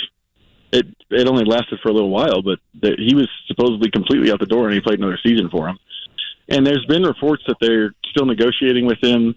Here yesterday, basically every Ravens person who talked kept saying, we still want him here. We're going to try to do what we have. I think if they get to a number he wants to, and he doesn't have something for another team, he's going to take that number and play for him. What do you think, Joel? Come week 1, what's your best guess? He's playing for the Ravens, he's sitting out the beginning of the season, or he's elsewhere? I know what he said yesterday, and I know how strong it sounds against the Ravens, but to me, I just keep thinking that ultimately he's probably going to end up there because this doesn't seem like there's a big market for him right now. Yeah. It's not like last year, like when Watson became available and there's 4 teams very obviously bidding for his services. I think ultimately he's going to end up having to go back to where he was, and they're going to end up having to pony up something. Feels like maybe a 3-year deal to me. I don't know that the 5-year deal comes, and if he's wanting something shorter and he could hit that next window before he's 30, I think that might be where they settle up there. And I also think, Joel, it's like one of these deals, if it's a 3-year deal, I think it makes it more likely that the Ravens would match it should another team offer him something. Yeah, and it's maybe a little. It's hard to tell. Everyone's reported that he wants fully guaranteed contract. He's kind of tried to throw water on that several times. But if it's a 3-year deal, I mean, the Vikings did that with Kirk Cousins. I think it's a lot more palatable to an owner to do a 3-year guaranteed deal because a 3-year guaranteed deal is essentially what you would be doing if you signed him to a 5-year deal under a normal structure where there's so much of it is guaranteed. So whatever percentage is guaranteed money on these big contracts. That's usually kind of the first 3 years anyway. So I think if it's just a 3-year deal cutoff, I think then you can maybe fully guarantee it if, in fact, that is what he cares about the most. He hasn't quite been clear on that, although all the reporting indicates that that's what he wants. Joel Erickson joining us here, Colts beat writer for the IndyStar. What do you think the chances are, if it's a 3-year deal, that it's fully guaranteed for obviously more money than Kirk Cousins got, but fully guaranteed just like Kirk Cousins did? Well, after Jim Irsay was asked about fully guaranteed deals yesterday and was very against them, and I know that doesn't play into it if he signs with Baltimore, but I do think that maybe that's an indication of where the league is on not wanting to pay those from an ownership standpoint. I don't know where the Ravens are necessarily, not covering them, but it does seem like what the Browns did with Watson last year is looked at around the league as I can't believe you did that. I don't know if we want to keep doing that. So, but they might have to if they want to get their quarterback back. So it's kind of hard to tell. It's like I said, it's been a wild 24 hours here in Arizona. Yeah, real wild. What do you think about the Colts? Because this is obviously a major decision. And on one side, you've got Lamar. You have to pay him a bunch of money, give up 2 first-round picks. If you go rookie quarterback, not as proven, obviously, as Lamar has been, former MVP unanimously, but he's cheaper, might actually be better, might be healthier, right? Like, he's going to make less in 1 year than Lamar would make in 4 years. So, I mean, like, when you look at all of that, what do you think makes the most sense for where the Colts are positioned? Well, I think I'll speak after talking to Steichen and Ballard and Irsay yesterday. I'll speak from what I think, or where I think Irsay was coming from. I thought Irsay pretty convincingly made the case that he wants to go the rookie route over any veteran, including Jackson. And for some of the reasons that you just said, he talked a lot about, if you have a guy on a rookie contract, you can use the money to build the roster around him, and get it going while he develops into the kind of guy who can carry a roster. He said he's wanted a rookie quarterback since Phillip Rivers retired. It seems like that's where it feels like that's where they're headed. And a lot of our conversation with Chris Ballard was about drafting quarterbacks and rookie quarterbacks too. So it seems to me like that's still the overwhelming direction of the organization. I think they're going to look into Lamar Jackson, but the overwhelming direction of the organization is there's probably going to be a rookie quarterback, and we'll see where it goes from there. What else has been most interesting to you over in Arizona at the league, at the owners' meetings? Well, so we asked, both Ballard and Irsay some questions about, what they're comfortable with, because it doesn't feel to me like they're in a going for it mode. I mean, I don't know that Chris Ballard or Irsay. I think this is one thing that I want to get clear. There's always this talk about like Chris Ballard's cap philosophy, and is he like, why isn't he spending more? Doesn't Irsay want him to spend more? In the last couple of years of talking to Jim Irsay, I have not gotten that indication at all. He spends a lot of time when he's talking to us talking about managing the cap well, making sure you're not in cap. He said he didn't want to be in cap prison yesterday. He doesn't want to do some of these deals where they push money off the way other teams do. Ballard's cap philosophy is the organization's philosophy, which comes from Irsay. It's all together. So the lack of free agent stuff, ultimately the GM is the one making the decision, but Irsay is behind it. And then the other hard part is just to figure out,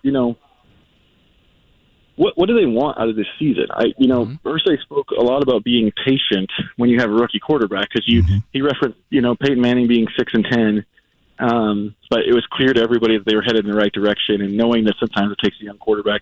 He also said that he thought the division was gettable, and he wants to go for the division, and he wants to win the first game.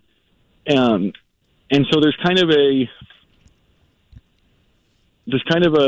both sides of it. They know if you're going to have a rookie quarterback, you might not be super competitive right away because he might not be a fully formed. He's not going to be not might not be. He's almost certainly not going to be a fully formed quarterback at that point. But he also, spoke about wanting to win and compete for the division. So it came out a little unclear on, is this a treading water situation where they're hoping to get the quarterback? Is this does he still, feel the way he felt last year about winning the division, where you have to, or there might be big changes?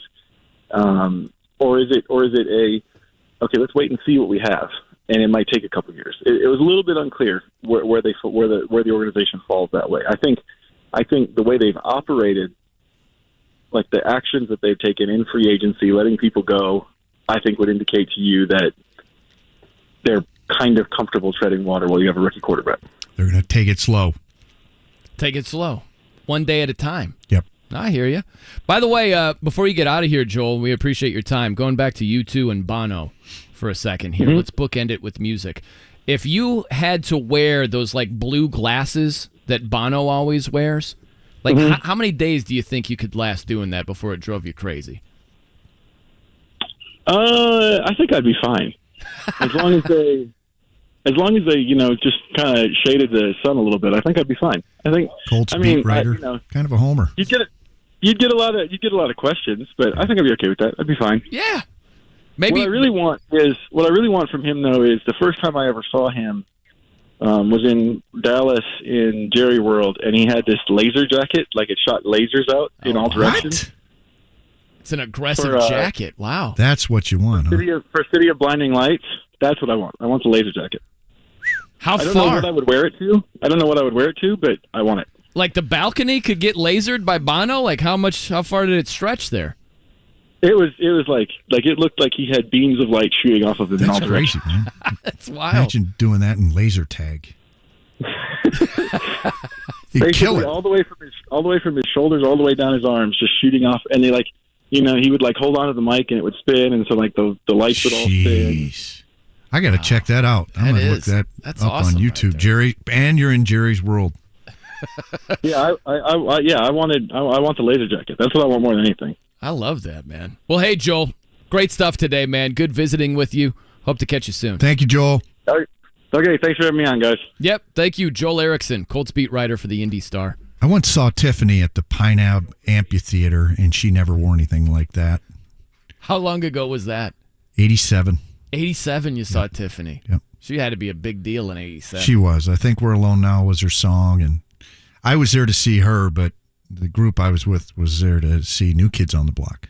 Oh, wow. It was like a 2-for-1 type thing? Yeah. Yeah.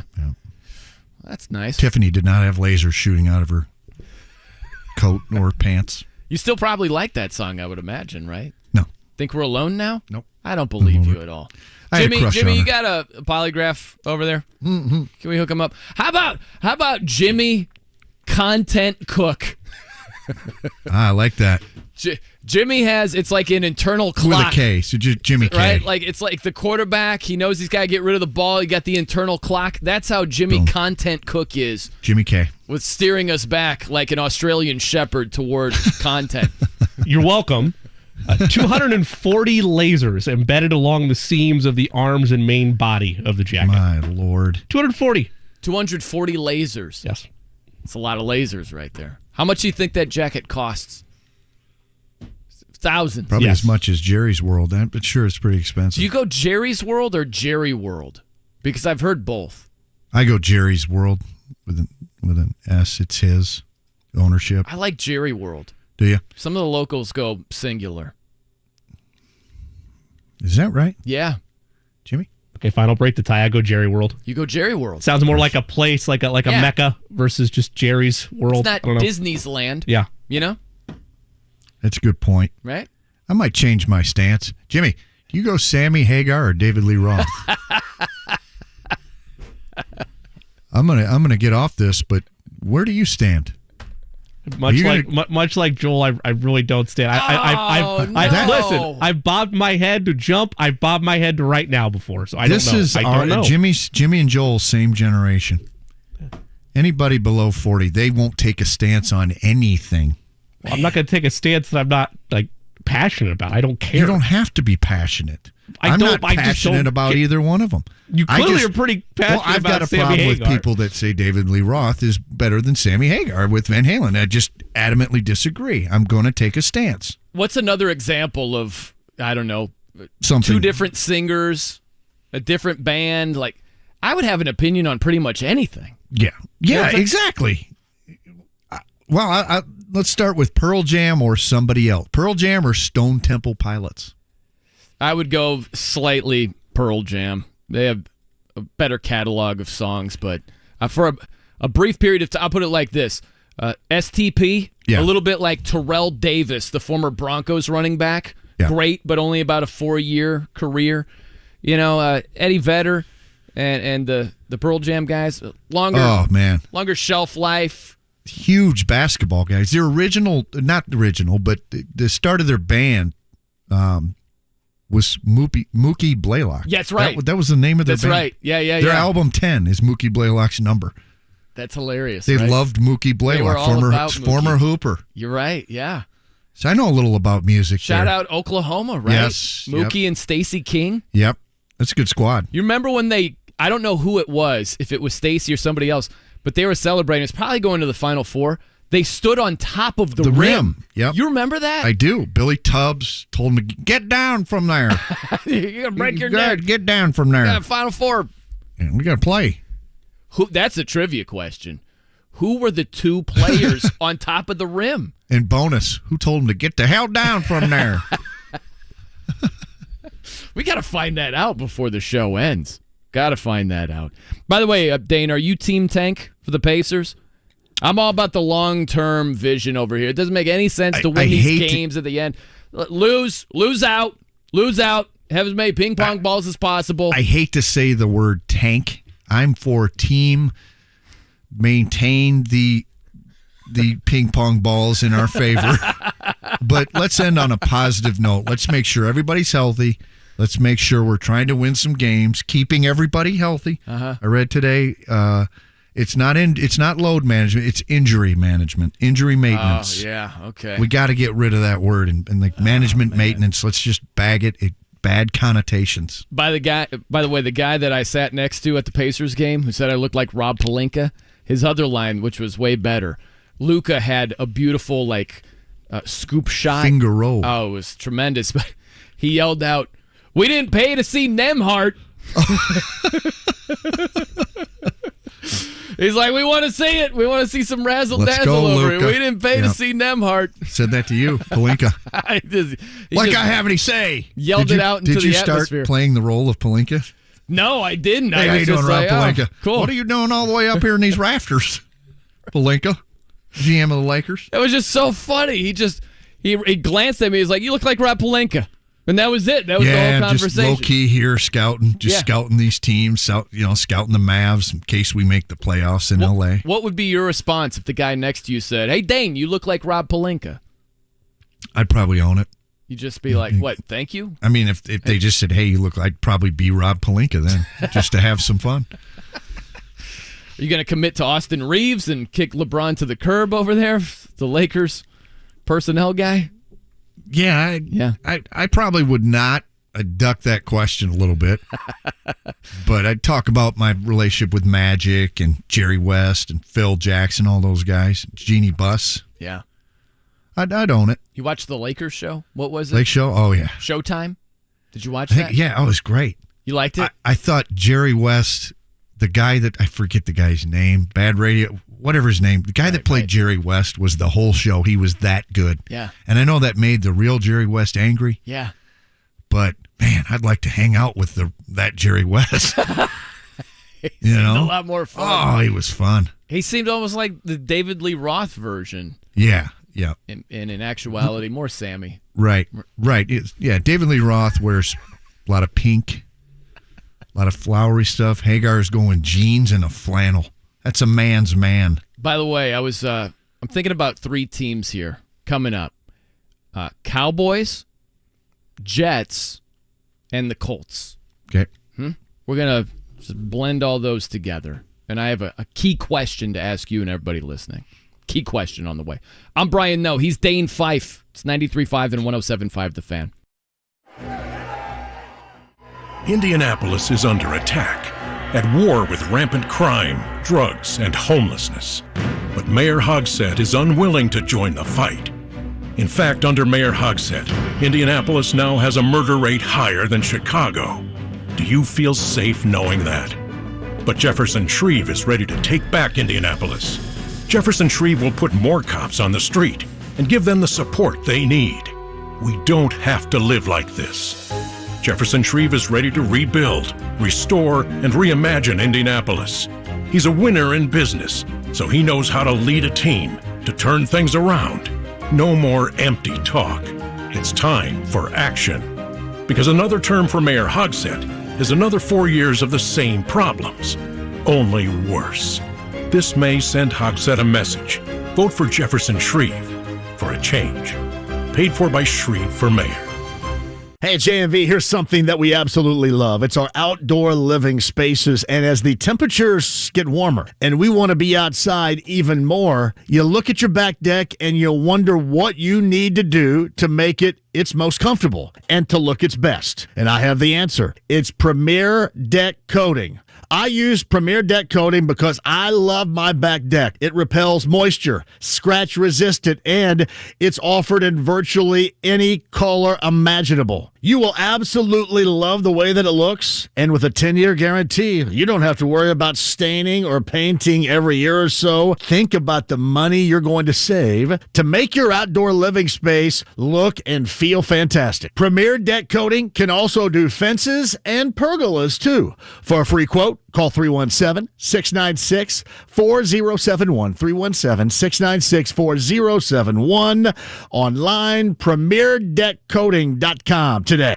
The Indiana Pacers are electrifying the basketball world this season. Mathurin drills a three. From tip-off through the final buzzer, there is no denying the energy inside Gainbridge Fieldhouse. Yes, that is basketball. Make your impact felt and get ramped up the next time the blue and gold are in action. Your Pacers battle the Bucks in a Wednesday night showdown at the Fieldhouse. Tickets at Pacers.com. Pacers-Bucks, Wednesday at 7.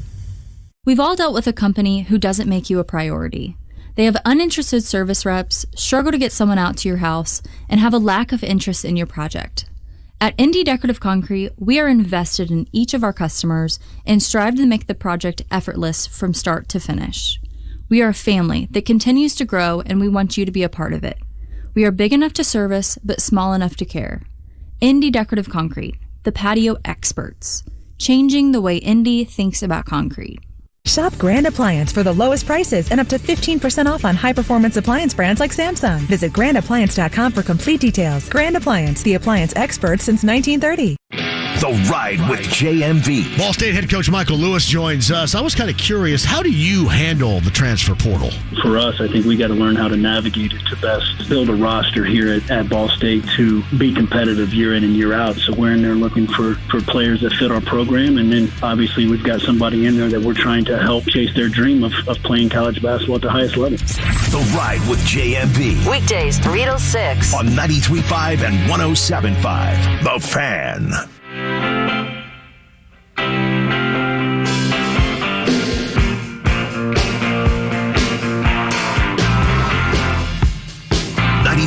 And 107.5. The Fan. I'm Brian. No, he's Dane Fife here on The Fan. Dane just literally looked at me and goes, Mick Jagger or Bon Jovi? I'd have to go Mick on that one. You? Bon Jovi, listen, man. I like John. He had some great vocals, man. John's American. I buy American. I buy American. Yeah. Well, you got Mick is like, I don't know. What would he be? Toyota? Something? I don't know. He's a Fiat. He's a Fiat? Okay. He's one of those little smart cars that just, they don't even have a trunk. Chevy. Oh. Yeah. Ford F10. So I saw Bon Jovi in Chicago, and Goo Goo Dolls opened up for John. I call him John. Yeah. And right then and there, the Goo Goo Dolls just they stole my heart. I'm a big really? Goo Goo Dolls guy. No kidding. Are they corporate for you?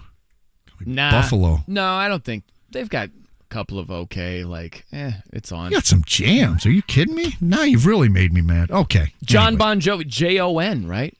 Yes. I think it's Jon. I go JBJ. JBJ. Yeah. Have you ever gone in Chicago to the Aragon Ballroom? You ever seen a concert there? Got to do it. That's the spot, huh? It's awesome. Great backdrop. Looks like kind of like Spanish almost. Spanish, like architecture backdrop. A Spanish flavor. Saw a couple of metal shows there. Saw Pantera. Great. Man. Megadeth one year. Fantastic. You got to have like arthritis from holding your hands with those, your index and your pinky, the Beavis and Butthead. Right. Metal. You have arthritis. That type of thing. Okay, so I've got 3 NFL teams on my mind here, Dane. Here's what I'm thinking. The Cowboys and the Jets have something in common, and the Colts could also be part of that group. Now, here's the thought. I'm looking at the Jets, and they say that they're confident they're going to land Aaron Rodgers and Odell Beckham Jr., Ezekiel Elliott. He's debating, does he join the Jets or a couple of other teams? So I'm thinking about it this way.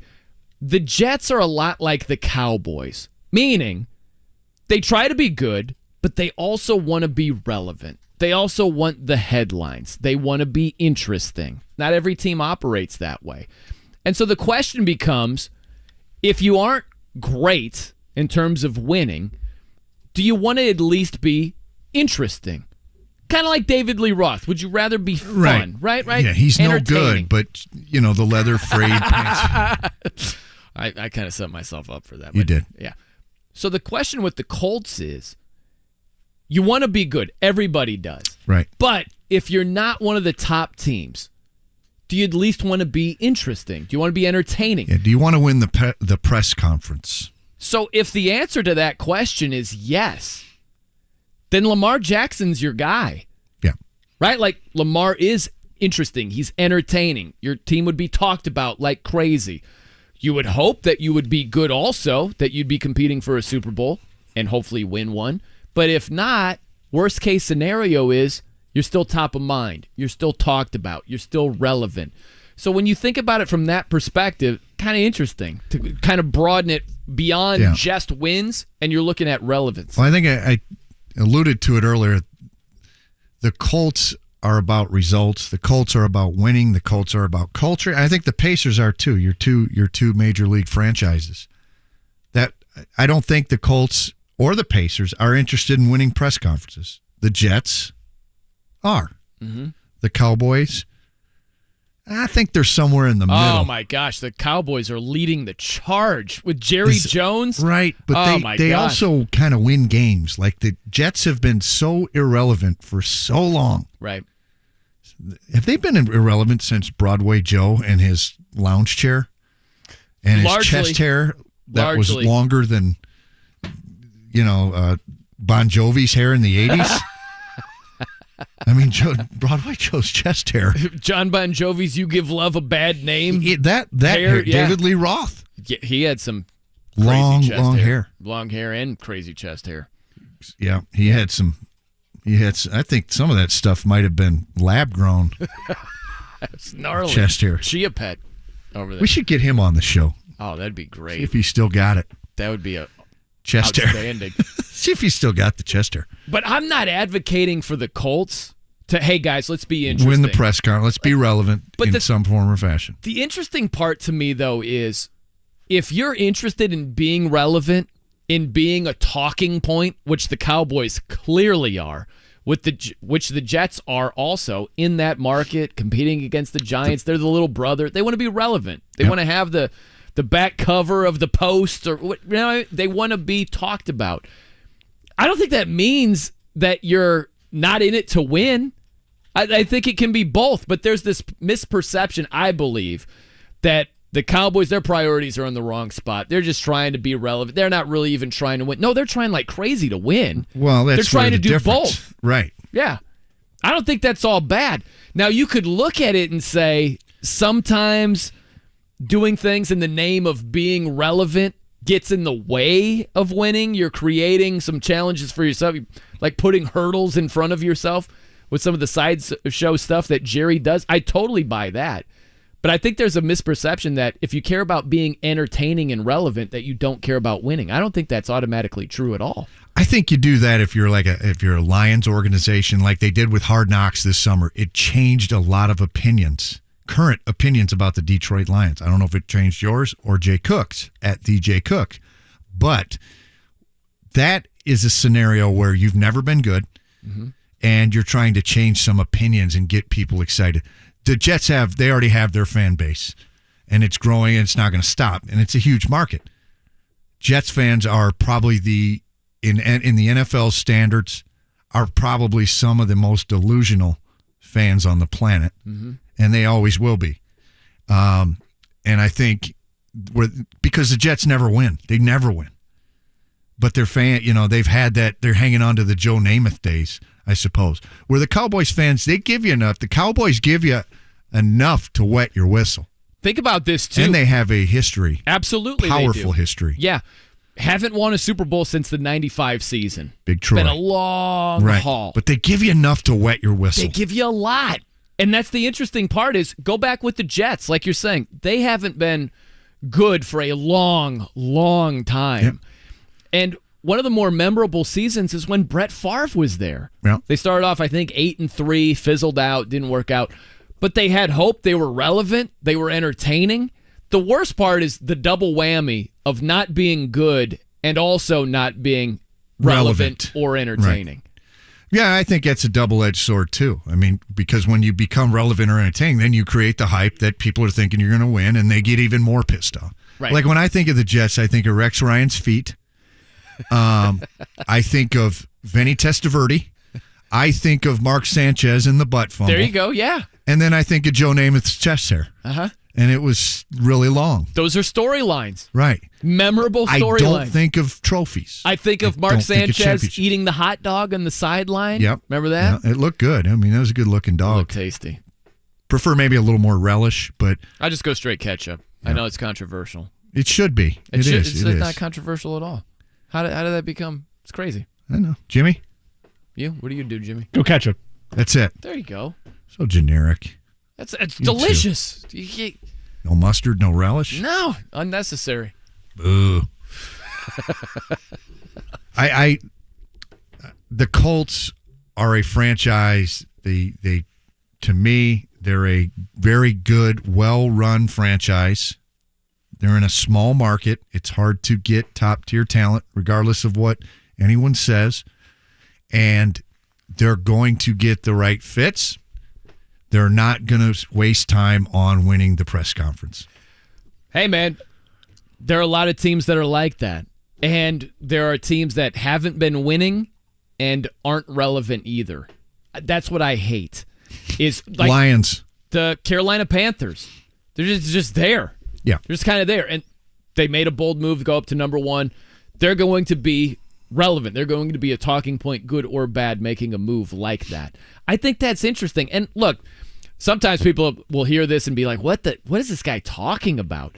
But it's not just wins and losses. You're trying to put butts in seats. Marketing. You're trying to be relevant. Yes, You're trying to be entertaining. It's a show, right? Like, yeah, it is. It's entertainment. If it wasn't a show, you wouldn't do anything. I'm at the Pacers game. You wouldn't do anything during timeouts.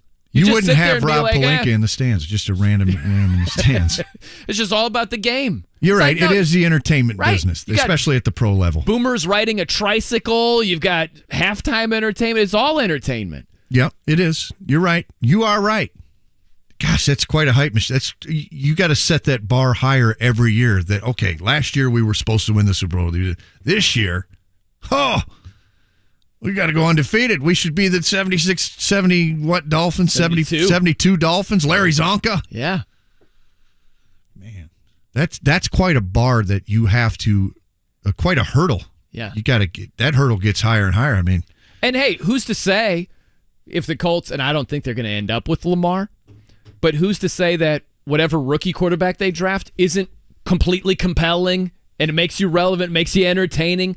Let's say they get Anthony Richardson and it's a mixed bag where there are times where he's sensational, producing these highlight reel plays. Yep. There are other games not so good, but you're relevant. You're a talking point. Like, Hope. I'm not telling you Lamar is the only way to be relevant. It's just something to consider. Yeah.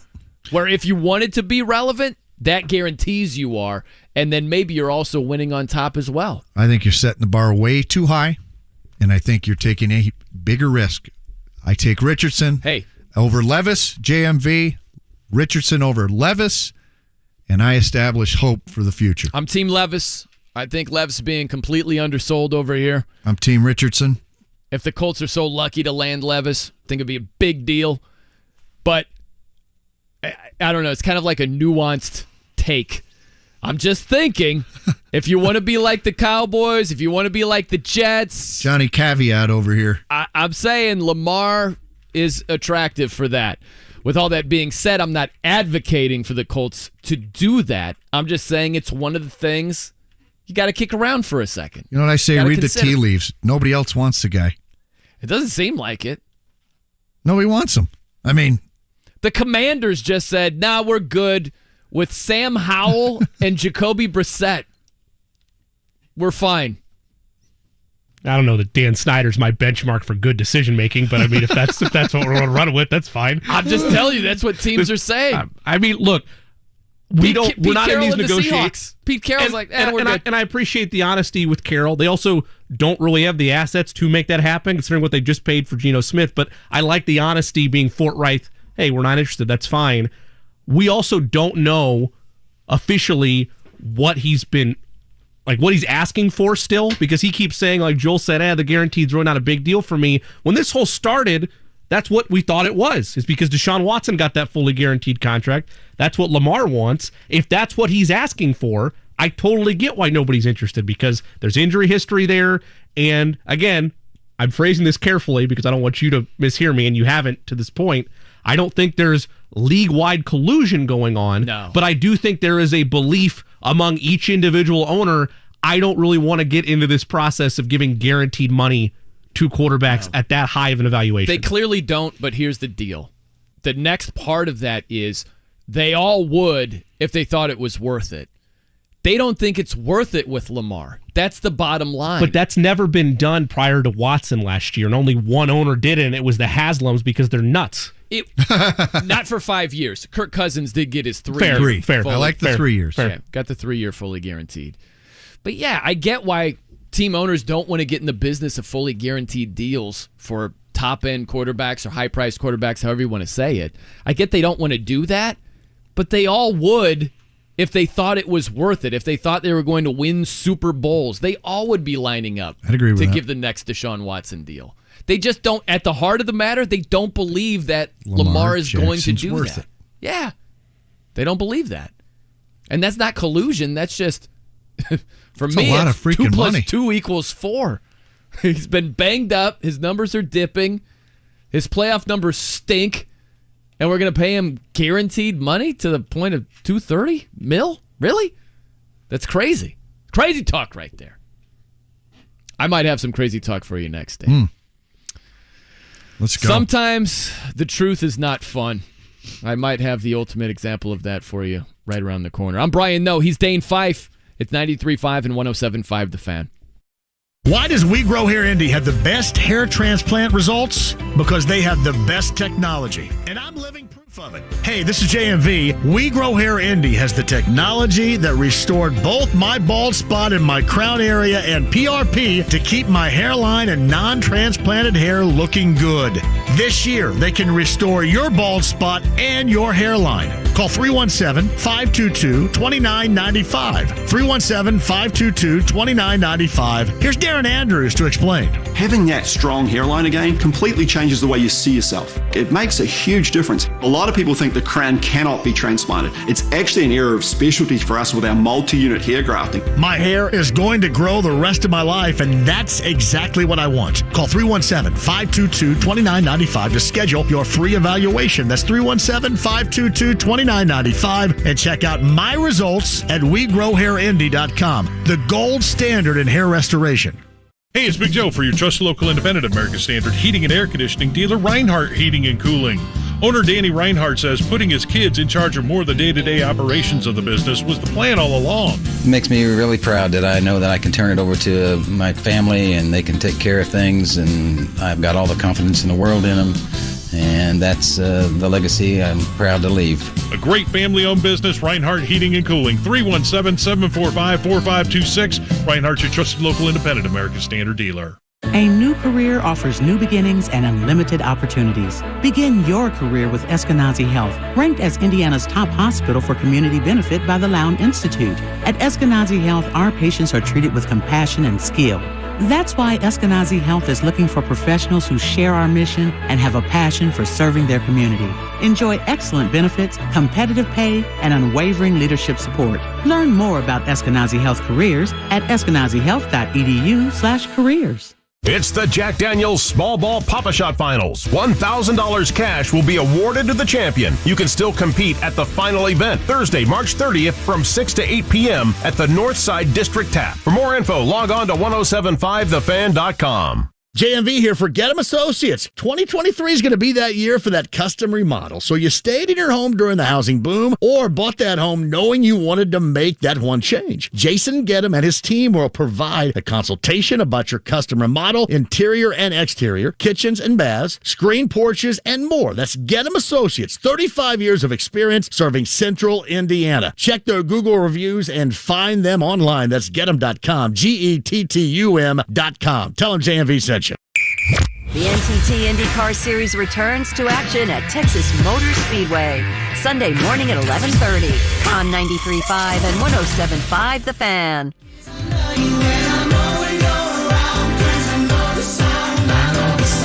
93.5 and 107.5 The Fan. I'm Brian Noe. He's Dane Fife here on The Fan. 2 o'clock, Bob Kravitz. Hey, 148. The 1975 Sound of Your Heart. That's a happy song. Very happy. Snap your fingers to that one. Yeah. Pound your feet, stomp your feet, bob your head. Yeah. That's a jam. And you don't like it. Not enough guitar. Not enough steel. No, not enough drums. Not enough anger. No, man, that was fine. I'm pretty eclectic here, Dane. No, you're not. I am. You trashed I'm way my song more than you yesterday. think I am. You way trashed more. the 1975. I wasn't big on that particular How song. about this song? It was all right. Sound of Your Heart. It's okay. It's just... Get the shoulders moving a little bit. If I Lie to You. It's about love. Love? Yeah. It's important in life. You're talking about the sound of his heart, of his late, and it's beautiful. Tear-jerking. Nope. No. Powerful, though. Powerful. Spine-tingling. It's a good driving song. Yes, Jimmy. Age appropriate, too. Jimmy would like it. It's age appropriate for him. My sensitive ears. Under 40. Dick Butkus. By the way, I've got a controversy for you here, Dane. Jimmy Cook, trusted producer, he mentioned this yesterday. I have a stance about the Final I would Four. not do this here. We do not have the time to do it here. I would not do it here. We're going to wet our whistle over here. All right, okay. 'Cause we have 9 guests coming up in the next hour. Fair. We have Jimmy's bets, and so now is All right, as good I'll a call time Bob as real ever. quick. I'll tell him we're going to be late. You think I'm going to get passionate here, fellas? Oh, I feel very confident in that. You very well might. You very well might. But, you'd be fighting against logic. Yeah. And some people do. Some people do. Jimmy's pretending not to be paying attention. He's staring at the TV right now. I fought against logic. He's mesmerized by Logic, Drake air London quotes. right now, yeah. Okay, here's my stance on the Final Four, Dane. I'll cut to the chase. Cliff's Notes version. Not long and drawn out. Getting to the Final Four is a really good accomplishment. I'm not going to tell you it's not. It's solid. But we make it out to be the be-all, end-all. Or is it the end-all, be-all? I'm not sure, but either one, that's what we make it out to be. We make it out to be way better than it actually is. I'm not telling you it isn't good. It's a good accomplishment, strong. Sometimes it's great. But it's not as just mind blown. This is amazing. What a path. They made it to the Final Four. Blah, blah, blah. You look at some of these paths. It's not the greatest path ever to the Final Four. Why are we overreacting? A lot of times it's a total overreaction. That's my official stance on the Final Four. I'm not going to go dig up the audio, but the way it was painted to me, I'm like 75% certain in this was it's the most overrated accomplishment in sports. So I'm not fully saying that he cleaned it up a little bit for you, but you could hear it a little bit in his voice when he did why are we making a big, I don't know, but it was. I didn't know that. This from a guy you're all about the hype machine. You're less about the accomplishment. No. You're about the hype machine. No. You just encourage the Colts and the Jets to be more like Jerry's world. I'm just saying it's something you got to think about. You're right. I mean, in a sense, okay, fine. You need a stroke of luck. The best team doesn't always make it to the Final Four or the national championship. Right. But from the king of hype. The king of hype. The Final Four, Luther Vandross, one shining moment. It's a whole thing. We love it. The field of 68, the gambling, the Here's a good question. The office pools. This guy's never taken part in an office pool. No, Jimmy. that's wrong. He has never been part of an office pool. False. That's completely false. I love office pools. I love the bracket. I love March Madness. Have you ever in your life, Dane, done something stupid because you fell in love with it? You fell in love with the person. You fell in love with a sport. Sober or drunk? Either one. But out of love, sometimes people do stupid things. Would you agree with that? No, I would say not love. I would say oh, gosh. Excitement, heat of the moment, enticement, but not love. Love can sometimes be a bad thing, Dane. I hate to break it to you. And that's what's happened with March Madness. We love it. We love March Madness. Lust can be a bad thing. It can be. Love is a good thing. March Madness. Love can also be a bad thing. Sounds like a guy that's bitter because his office pool sheet got imploded. Some people love work. Love to work. Love to feel like you're accomplishing something. Sometimes they become workaholics. They don't see their family enough. Boom, out of love. Bad thing. That's an obsession. Obsession can be a bad thing. Love. The Final Four. I participated in one as a player, went there as a coach, and been there as a fan. You heard Robbie Hummel talk about it. Yeah. Just the hype, the excitement, the anticipation. Yeah. Are you excited for Saturday night? I will be when it's Saturday night. You're not excited. I'm excited about this new Pantera video that's coming out. You ought to see the guitar. The crux of the issue is it hanging banner worthy? That was the big conversation 100%. he and I. Okay, thank you. What do you mean? Thank you. You're one of 4 teams. That's right. You're one of 4 teams. We don't do that for anything else. We've just gotten so used to that's the way it is in college basketball. I mean, the Colts do. And that's the way it should be. And they got clowned for AFC finalist, as they should have. I think you put up AFC champs. Yeah, sure, but they weren't even that. I mean, you won the East region. You won the West region. West region champs. That's the Final Four. No, it's not the same as being a semifinalist, which I also find to be weak. Wow. We want banners for winning it all. That's what I want. The Final Four for Florida Atlantic. Let's say they don't win the national championship. This angle. It's a great accomplishment for Florida Atlantic. Take your banner and shove it is what you take your semifinalist banner and shove it.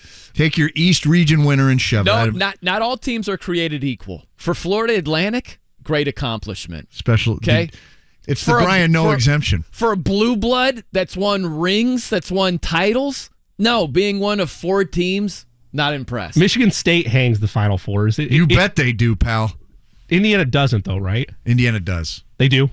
Not banners, but they have right. They have a recognition somewhere, but in the arena, right. But they got the 5 championship banners right there.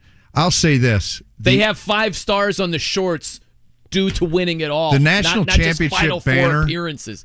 The national championship is exclusive, but the Final Four as a whole is an accomplishment. Too. Yeah. It's an event in and of itself. I'm telling you, it is. It is the best thing that's ever happened. The most memorable moment of my life was the Final Four event. This might be a poor time. Besides having kids. to follow it up with, that's awesome. I love it. That's great. I'm not saying don't celebrate but it. That's don't overrated. Have fun. Totally overrated. You lead a boring life. We don't do it in any other sport. Yes, we do. No, we don't. We do Indianapolis not Colts, go AFC nuts. champions. We don't go There's nuts. a banner. To get to Championship Sunday?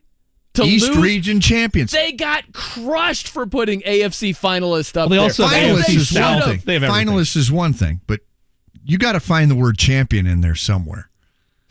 Finalists is one thing. You put championships, like at Michigan State. They're about championships. So that was basically a Final Four banner, was it not? Was that the Deflate Gate game? Yes. So they got trounced by the Patriots. Sure. They're in the Final Four. Just put AFC champion. Finalists. I don't They're like not that. AFC champion. That's right. Okay. Right? They're not even. That's why it was finalists. Yeah, take the banner down. They're in the Final Four. That's my point. Well, you can find the AFC divisional champions. I mean, you're cutting down, to Dane's point, you're cutting down nets. You're getting a trophy for winning It says your region. East region champion, West regional champion. There's no other sport that has that kind of depth in terms of the bracket. You guys make it sound like, look at San Diego State's path. Charleston, Furman, Creighton. Good teams. Creighton especially. Creighton was picked by some to make the Final Four as recently as January. Two double-digit seed teams. Creighton, you did take down Alabama, who was the number 1 seed of the tournament. Yeah, you skipped over that in that initial. Well, look. You have one good win. You've got 3 Conference USA teams in Final Fours. 2 in the NIT. You don't like to hear that, and then you've got FAU in the NCAA tournament. Hey, man, it's a good accomplishment. My point. We're throwing roses when we shouldn't. It's overdone. No, it's not like you totally overdone. Oh, you're going to hate this when I tell you this. A lot of these schools have NCAA tournament batters that they made the tournament. Oh, my That really bothers you. So let's start there. We'll start with take the NCAA tournament banners down. Hey, listen, you want to celebrate with the Final Four banners? Great. Knock yourself out. That's fine. It's an accomplishment. You want to celebrate it? Go for it. It's just weird to me that we don't do that in any other sport or any other level. We do. We don't do that with the NBA. The Dallas Mavericks, who I saw last night, they were in the Western Conference Finals last year. No one cares. Western Conference champions. I bet you they do. They weren't champions. They were just in their version of the Final Four. But if they won the Western Conference, I bet they have banners. They might, but that's getting to the championship game. And when you win them enough, like we did at Michigan State, you just put one banner and you start doing the years. What if you win the Big Ten? Banner worthy? I mean, if you want to, go for it. Knock yourself out. Football? Yeah. Yeah, that's fine. Celebrate. But no Good, Final Four good. banner. But that's Final Four and roses and just genuflecting and we're not worthy. You're missing out. You won 4 games and sometimes it's against sucky teams. Sucky teams. I see your point. I don't agree. I think you're nuts. Too much Pantera. Too much Sabbath. We got Bob Kravitz coming up next from The Athletic. Is there a chance Bob comes unglued on me if I... Bob better go Sammy Hagar. Bob is getting the what for. Okay. All right. We'll cover the spectrum with Bob coming up. I'm Brian. No, he's Dane Fife. It's 93.5 and 107.5 The Fan. Indianapolis, do you have old, ugly, or even damaged concrete? Not sure what to do about it, but you know you need to do something? Well, you need to call Galaxy Concrete Coatings. This product is out of this world, and it's right here in Indianapolis.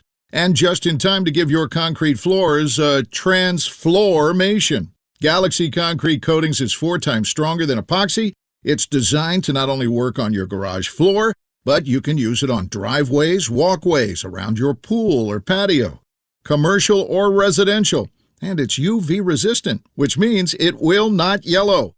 And even better, it can be ready to go in about 24 hours. Click on GalaxyConcreteCoatings.com or call 317-751-9070. Indy, you're ready for a transformation. Call Galaxy Concrete Coatings today, 317-751-9070. Galaxy Concrete Coatings. They are out of this world. Prescription products require an online consultation with a healthcare provider who will determine if a prescription is appropriate. Restrictions apply. See website for full details and important safety information. Subscription required. Hey guys, did you know there's a generic form of Viagra that works just the same but is 90% cheaper? And you can get it online? Just go to 4hims.com/joy. At Hims, you'll get a free medical consultation, discreet shipping if prescribed, a 100% online process, and trusted generic alternatives to the biggest brands at 90% off. That's right, get generic for Viagra, the same active ingredient as brand name Viagra, but 90% cheaper. It's the same medication you get from your doctor, but with zero copay, no expensive appointments, and no awkward face-to-face conversations. To start your free online visit, you need to go to this exclusive address, 4hims.com/joy. That's 4hims.com/joy for your free online visit. FORHIMS.com/JOY. Hey, it's Dan Dockich here. You know, for years on my radio show, I asked people to help me out. I needed a treatment, aches and pains. I couldn't lose weight. Well, guess what? I found a solution. I did. Affinity Whole Health. All you've got to do is go to feelgreatindy.com and look into it for yourself. The testosterone program that I am on has been a godsend. I've missed no workouts in 6 months. No more aches and pains. And I have lost weight. FeelGreatIndy.com is the place to go. Get started just like I did. 93.5 and 107.5. The Fan. WIBC HD2, W298BB, WIBC HD3, W228CX, Indianapolis. The Astros host the White Sox in the Major League Baseball season opener. Thursday evening at 6:30 on 93.5 and 107.5 The Fan.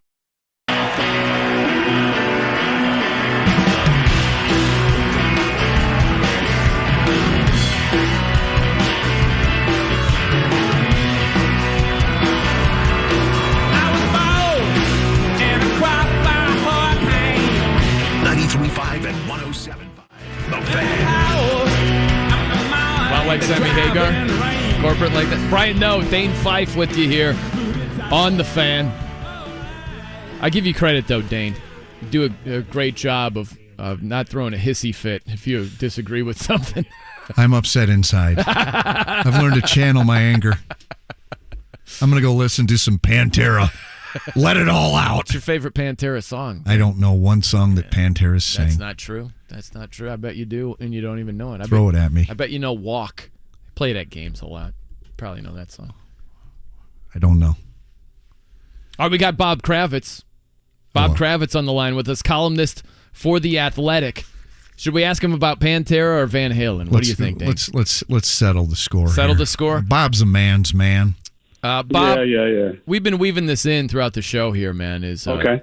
Van Halen, are you a David Lee Roth guy or a Sammy Hagar guy? Ooh, boy, that's not one I've given a lot of thought to. Oh, such a chicken. I guess Sammy Hagar. Yeah, baby. Oh, Bob, you got to put more thought into this, man. What was the thought process that led you to Sammy? Yeah, and don't backtrack, Bob. I'm proud of you. I've been to Cabo. Yes. I went to. I think I went to his bar and got loaded. So that's why I'm going with Sammy. That's as good a reason. Cabo's where men go. It kind of sounds like how brackets are sometimes filled out. Oh yeah, right? Yeah. Go with the best uniform, the best logo. Yeah. And at this point, you're probably winning the whole damn thing. That's fair. Yeah, but you've never done that, Bob. That's stuff that Brian does. I don't go by the. I use logic, and it gets me nowhere. Exactly. Look at this Final Four. I mean, nobody's got any. Maybe UConn.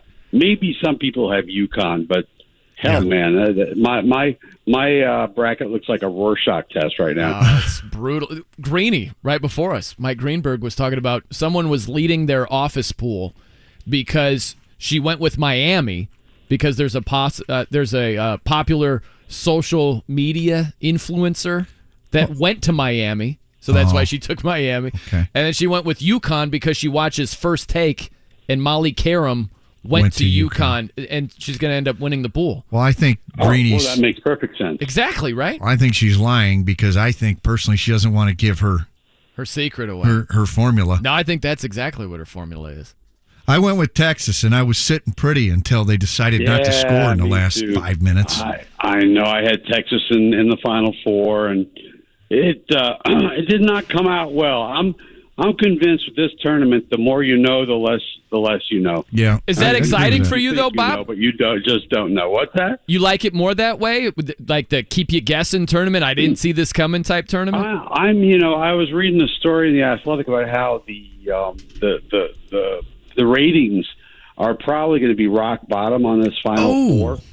And I think that's true because people like brands, people like the Dukes and the Carolinas and, back in the day, the Indianas.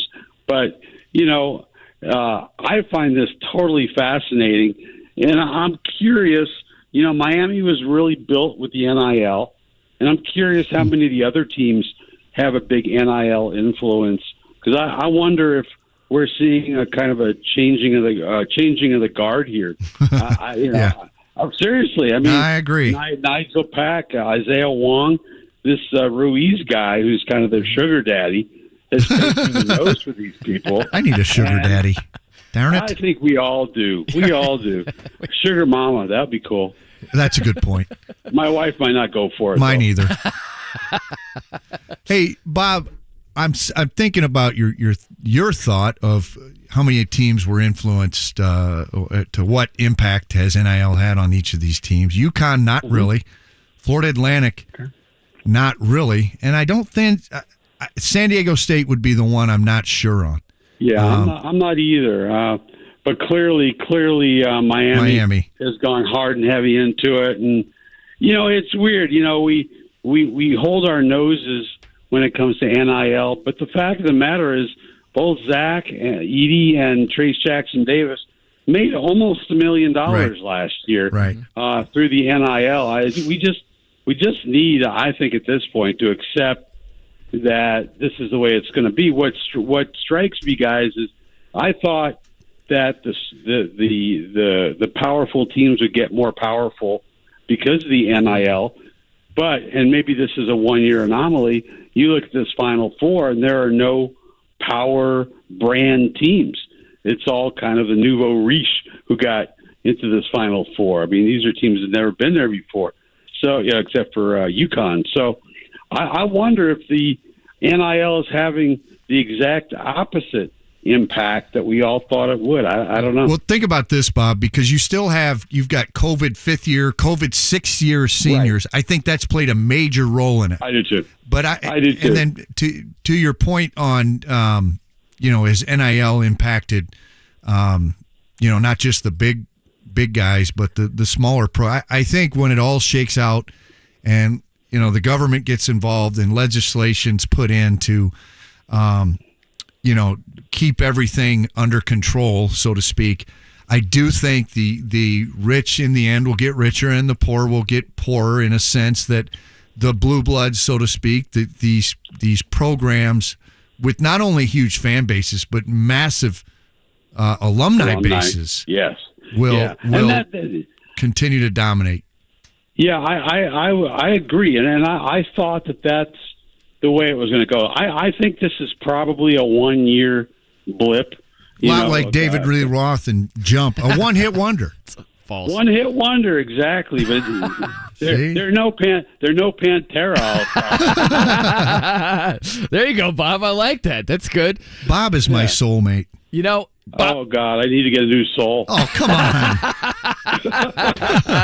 Bob Kravitz joining us here, columnist for The Athletic, here on The Fan with us. You know, Bob, are you surprised that the ratings go down when it's not like the blue bloods? Because I'm thinking of it this way. I'll watch pretty much anything if the stakes are high enough. This is the Final Four. This is for a championship in college basketball. It's a big deal. Like, we don't care anything about swimming. We'll watch Michael Phelps in the Olympics. You know what I mean? Like, so I look at the Final Four. I'm just surprised that the ratings go down as much as they do, because I'll be watching it. I'm surprised a lot of other people who are supposed to be college hoops heads aren't watching it.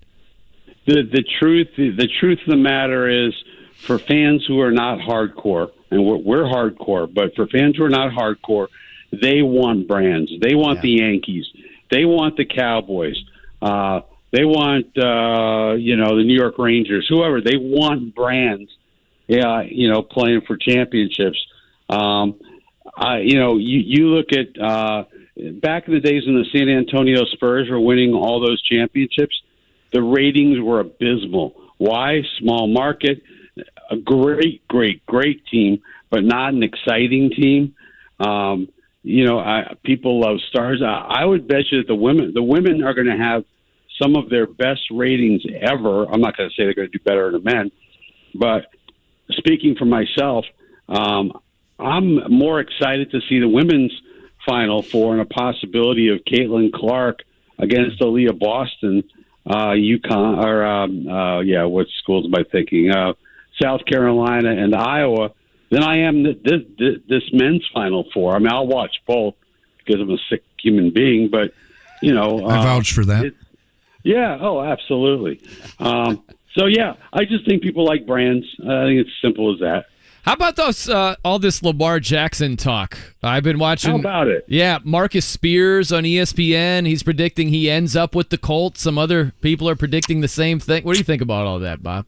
Ain't going to happen. Yeah. It ain't going to happen. And I thought Jim Irsay said the quiet part out loud. Yes, he sure did. Last night at the owners' meetings, he said that he fancies himself as one of the old school owners, which he kind of is. And they don't believe in guaranteed contracts. And I got big news for you. The Pandora's box has been opened. You can't put the toothpaste back into the tube, if I can just roll with my cliches here. There's no way the Colts are going to pay $200 million guaranteed for Lamar Jackson, for Joe Montana, Bart Starr, or anybody else. You can call it collusion. You can call it whatever you want. I think it stinks. I don't understand why nobody has a problem with guaranteed contracts in every other major American sport, but football, our most violent sport, where the average career expectancy is about 3 years. God forbid we have guaranteed contracts, at least for the superstars. And guys, Joe Burrow is coming up, Justin Herbert's coming up. What happened with Deshaun Watson? The owners want that to become the anomaly. I got big news for you. Those guys are going to want guaranteed money, and somebody's going to pay it. Where do you think Lamar ends up? Right where he's at or somewhere else? I bet you he sits out. I bet you he doesn't play for a bit. That's what I think. I don't know. This seems to be at an impasse. I don't know what his options are, to be honest with you. But it's crazy to me that there are more people interested in Derek Carr than there are with Lamar Jackson. Teams went out of their way to say, nah, we don't want the 2019 MVP, a guy who's 45-16 and can get us in the playoffs just by showing up. So that's kind of where we stand. How about the way the league is built, though, Bob, with, the salary cap? It's the secret sauce. It's parity. That's why the NFL thrives the way that it does. What do you think about teams not wanting to eat as huge of a chunk into their salary cap for a guy like Lamar, who once was an MVP, but his numbers have gone down. He's been banged up quite a bit. He stinks in the playoffs. What do you think about that angle of it, too? Well, let me just address the stinks in the playoffs. Do you know he's 1-3, right? Yep. You know what Peyton Manning was his first 4 games in the playoffs? He's no Peyton Manning. Yeah, well, Peyton Manning was 1-3 his first 3 years, including a 41-0 loss to the New York Jets. I was there. Chad Pennington tore them apart. Peyton did not win his first playoff game until the 6th year of his career. 6th. That was in 2004 against Denver Broncos at home. But he's also the number 1 overall pick, and Lamar was 32nd. That makes a huge difference with what's surrounding you. You lost. There we go. Well, okay. You kind of lost me there. Pissed for a Bob second. off. No. I was he hung up on you. I was deep in thought. I was listening to a Pantera song.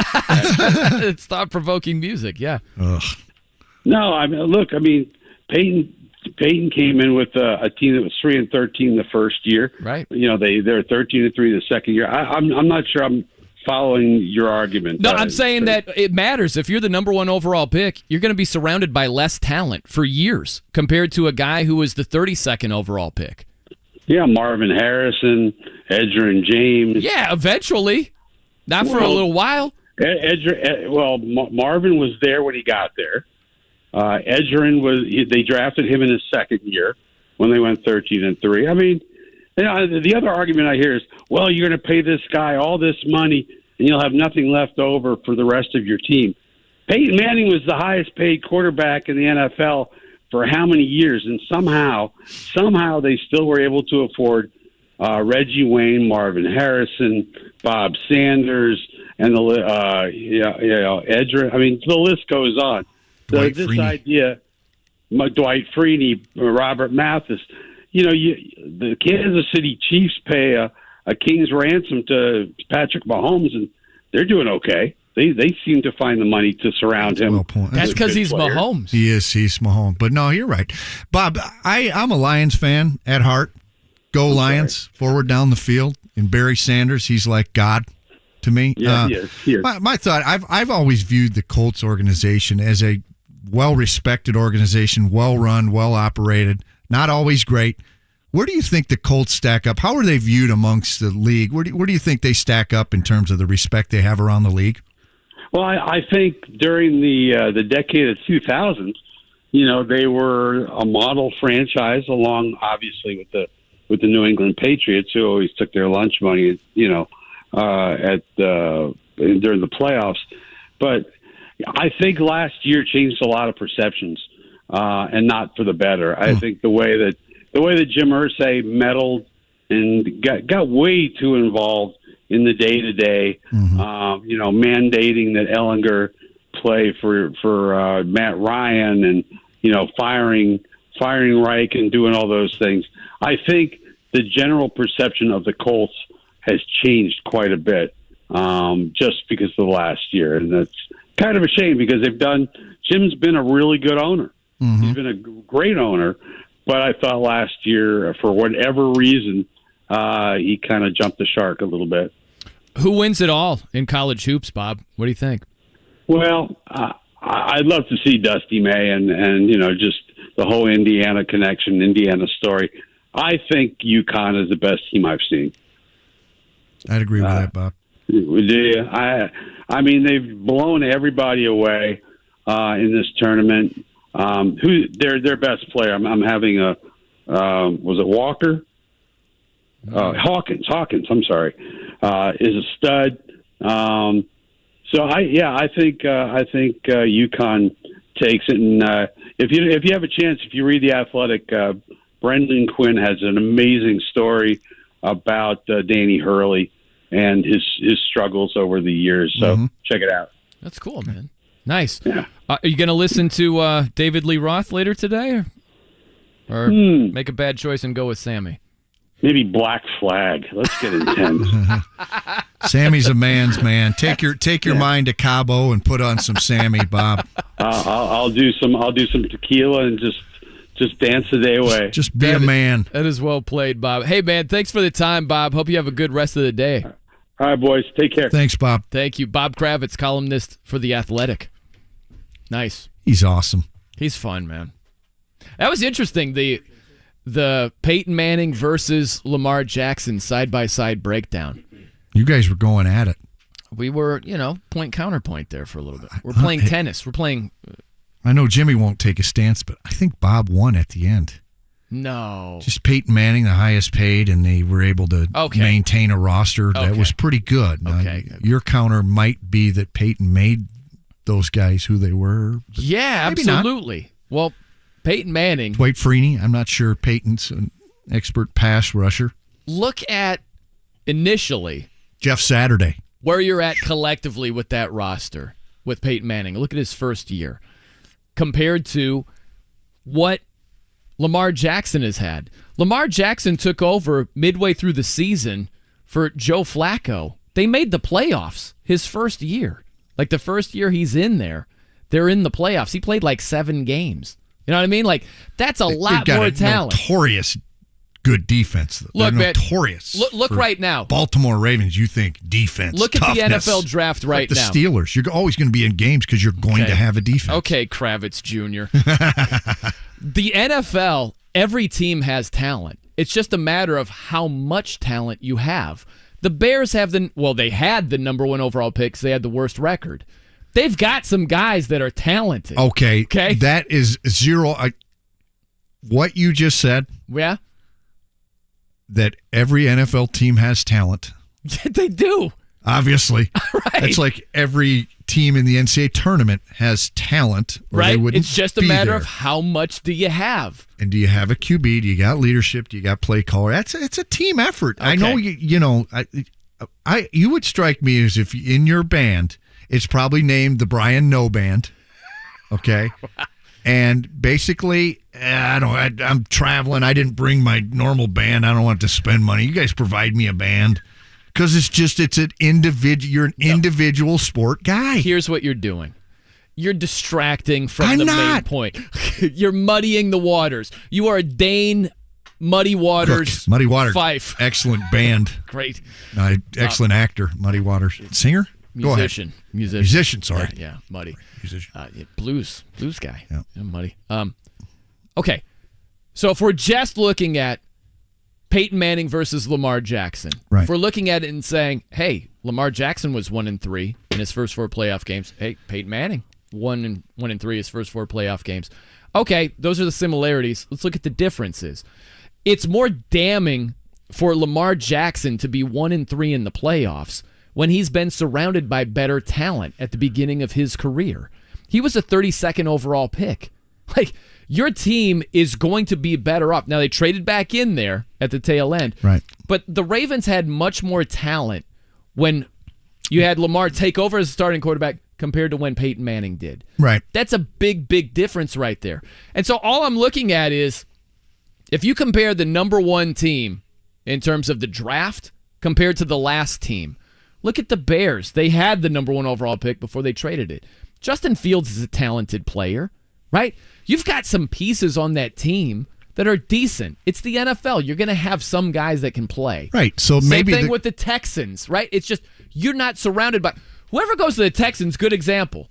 If you go to the Texans year 1, that's a lot different than a team trading back into the end of the draft right there. I have to go back and see what the Ravens' original pick was that year, but they had much more talent to begin with Lamar than Peyton had with the Colts. I think there's no way to prove that per se. Their offense absolutely was not. Like weapons-wise, they had a way better defense, and maybe you could argue that helped, but that's why we get into the water of how much do wins equate to a quarterback stat. Should they or should they not?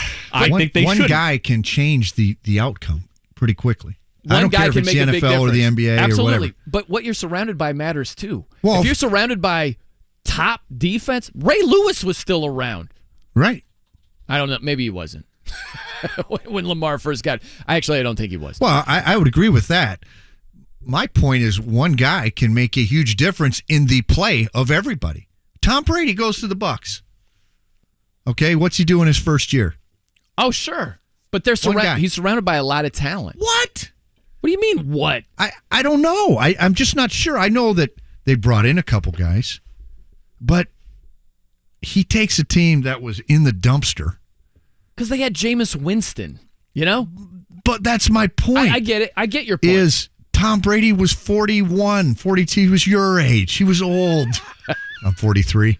And came in and just changed the whole culture. Uh-huh. That can happen too, is my point. You can bring subpar or guys that are playing below their expectations, that are talented, that you're not getting the most out of. Are you doing that with the Texans right now? I might be. Are you doing that with the Bears right now? I don't give a good golly. I'm a Lions fan. Answer the question, Fife, like you do to the guests. You know it's true. You know it's absolutely John true. Brown, Michael Crabtree. You're only Willie looking at Snead, one thing. Krabby. Mark Andrews, who's a high-quality tight end. Is one of the best tight ends in the game. That deserves recognition. You have a list. solid running game, which Lamar is a huge part of. Always had a strong running game. They were 9-7 the year before. Didn't make the playoffs. Yeah, but close. They were 4-5 to start that year. What were the Colts? And then I'm just focusing on them for a second because I don't have that tab up yet. Were they like 3-13 the year they got Peyton? 2-14. They were. Yeah. They were in that range, right? Yeah. It was one of the worst seasons Colts have ever had. Prior we to don't know the Peyton, injuries they had. Is it just one win? We don't know the injuries they had. Check it out. What they were. I think Brian. Go ahead. I've always felt like from a weapon standpoint, now the health thing is real. We got to get to the defense.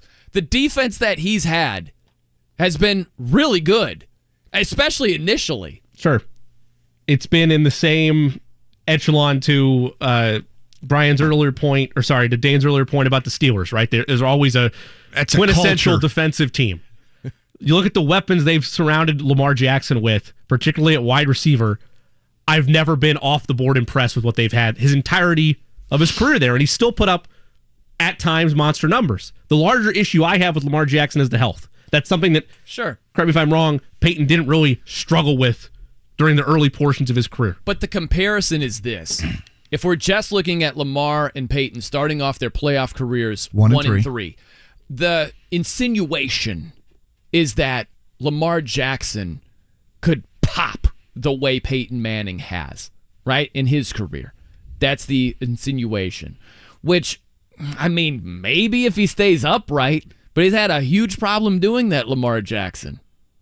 I think, back to my original point, I think Bob handed Brian his first L on the show. No. Because you were using that as a detriment to Lamar Jackson. Lamar's been surrounded. surrounded. Well, hang on. He's been surrounded by more talent, which makes his 1-3 worse than Peyton Manning's 1-3. Subjective. We don't know injuries. That's what all arguments are. Well, not necessarily. We don't have stats. In fact, because he wasn't surrounded by the amount of talent that Peyton. Team-wise, roster-wise, that's inarguable. That is inarguable. That is not inarguable. Yeah, it is. You had the number 1 overall pick. It's the barren desert of talent at the time. Right. Compared. But then I say, well, you take Tom Brady and put him on the Buccaneers, they're a Super Bowl team. Yeah. Yeah, because you had Mike Evans. You have Chris Godwin. You've got Devin White, a stud linebacker. You've got had him talent without Tom on that Brady. squad. Well, or did Tom Brady make him talented? But you had Jameis Winston with 30 picks. Going from Jameis Winston to Tom Brady, it is a huge difference. I don't put it this way. He was the number 1 pick for the Bucs. Fine. Put it this way. You can go from Jameis to Tom Brady. You can't go, if you have a quarterback in place, you can't do that with the rest of the roster. You know what I'm saying? You can't change every player who is either bad or average to great. Well, the Colts had Marvin Harrison, Reggie Wayne, with Peyton Manning. Not initially. Well, Reggie they had one was of like them. 01. Then they had Marv. They had one of them. They had some Marv. talent. Marv was there. That's some talent. They get the edge. Came a little later. Yeah. next year. Let's go back and look. Let's look at injuries. Let's look at all those things. Okay. We'll get objective on everything. I personally think Bob whipped you on that. You got to take the L. No, I don't. Yes, the because insinuation. Here's the question: do you think Lamar Jackson is going to pop the way Peyton Manning did?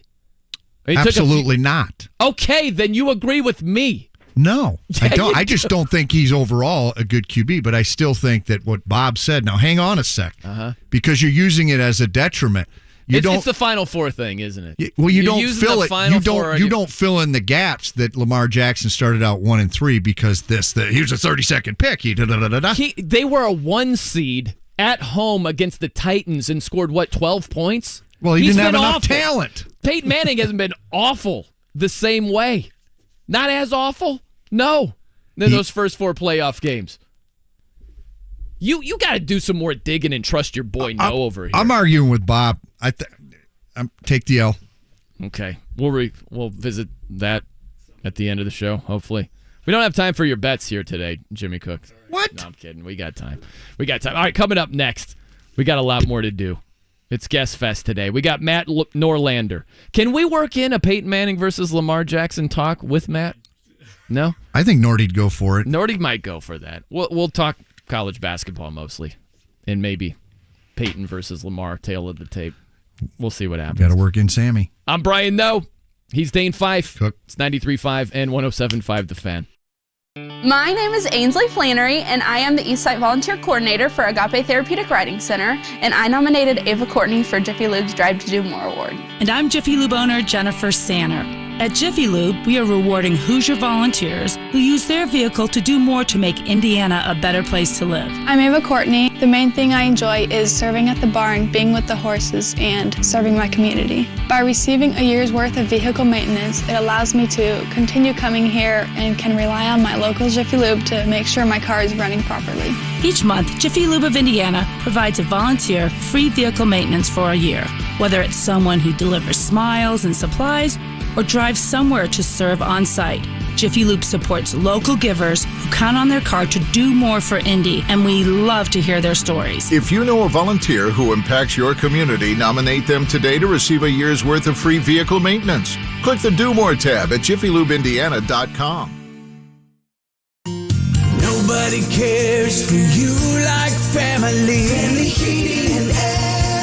Maintenance is going to drastically increase the efficiency and performance of your system. It's also going to significantly improve the longevity of it. People think that they are saving money by skipping their maintenance, and in reality, they're just shaving years off the life and increasing the consumption of that unit, spending a lot more in the long term. Get your tune-up today at Family Heating and Air, your trusted local independent American Standard heating and air conditioning dealer. Changing the way Indy thinks about stamped concrete. With a warranty against cracking and an anti-slip sealer, Indy Decorative Concrete, the patio experts. Big enough to service, small enough to care.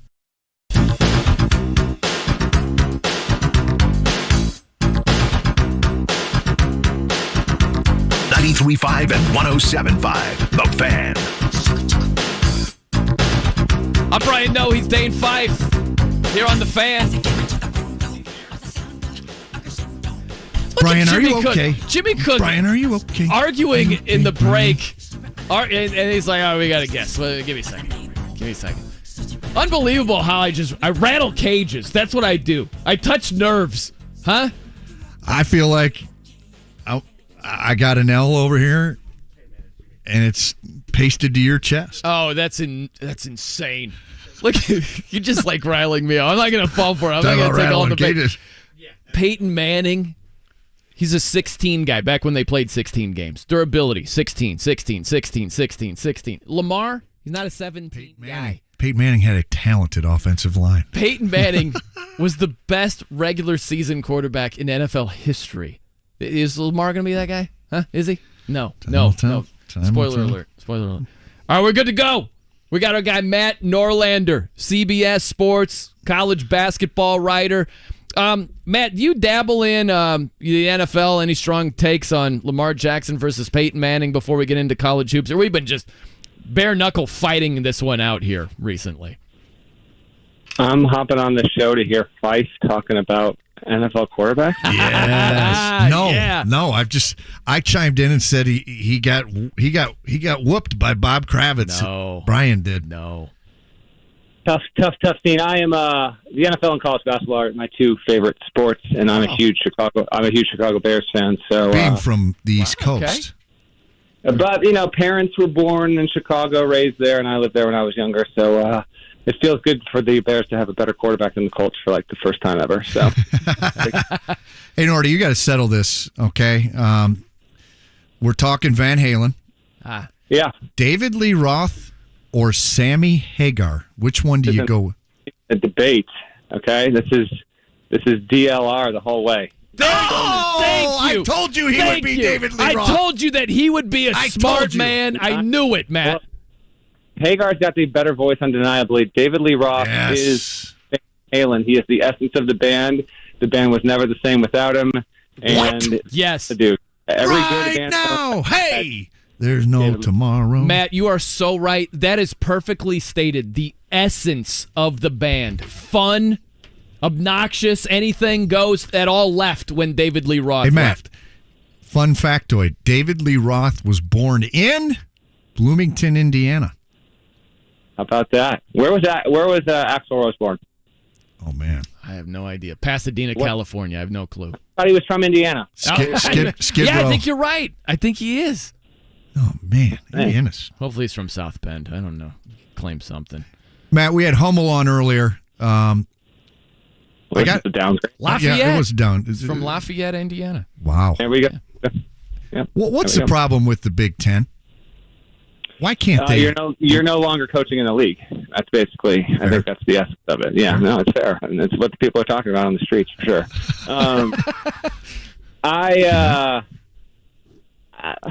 This is a question that has loomed over the region that you sit in right now for easily more than a decade. It's not, in my opinion, it's not the coaching. You cannot convince me it's the coaching. The coaching is too good.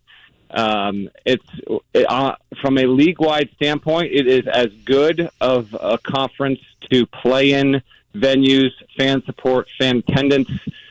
On a certain level, maybe it's the style of play because it's undeniable that, from a national standpoint and talent-wise, the Big Ten hasn't registered in the top 3 leagues in terms of NBA picks drafted or guys in the league.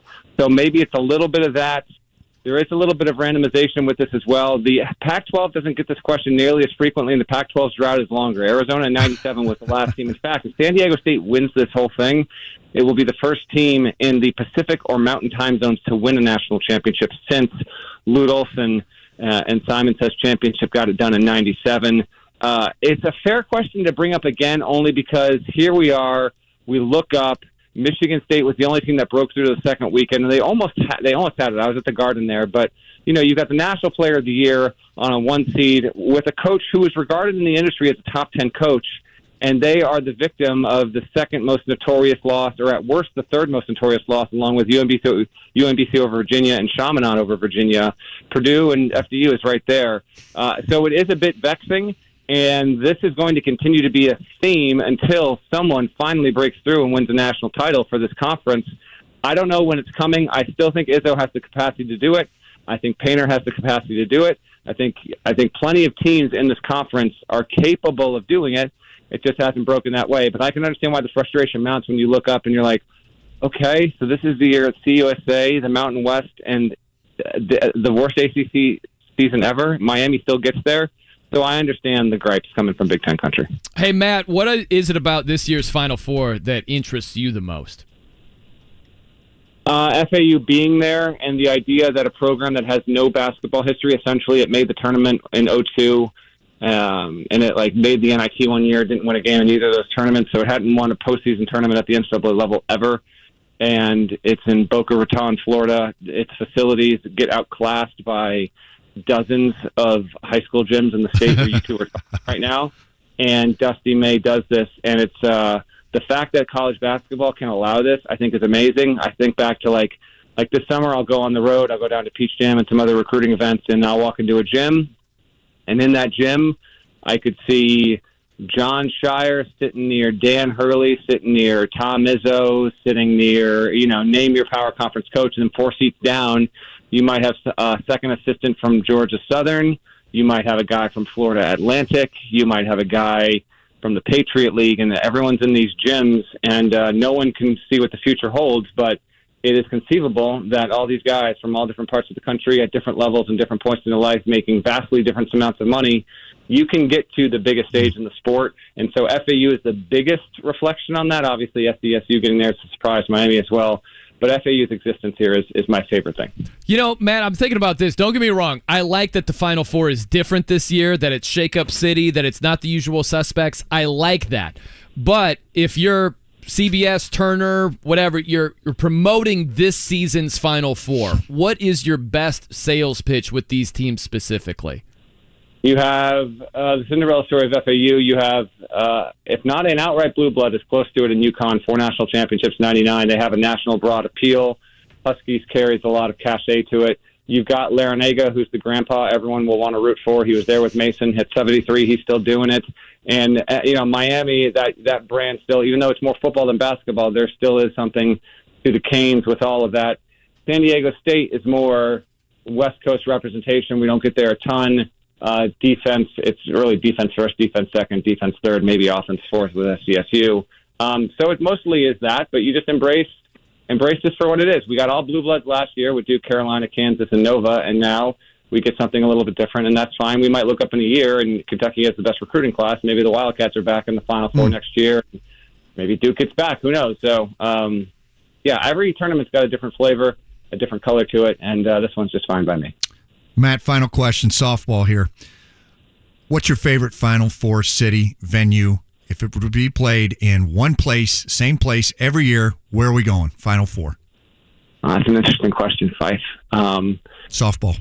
A lot of factors here. I take into account if you're going to be there, how badly are you going to dodge me?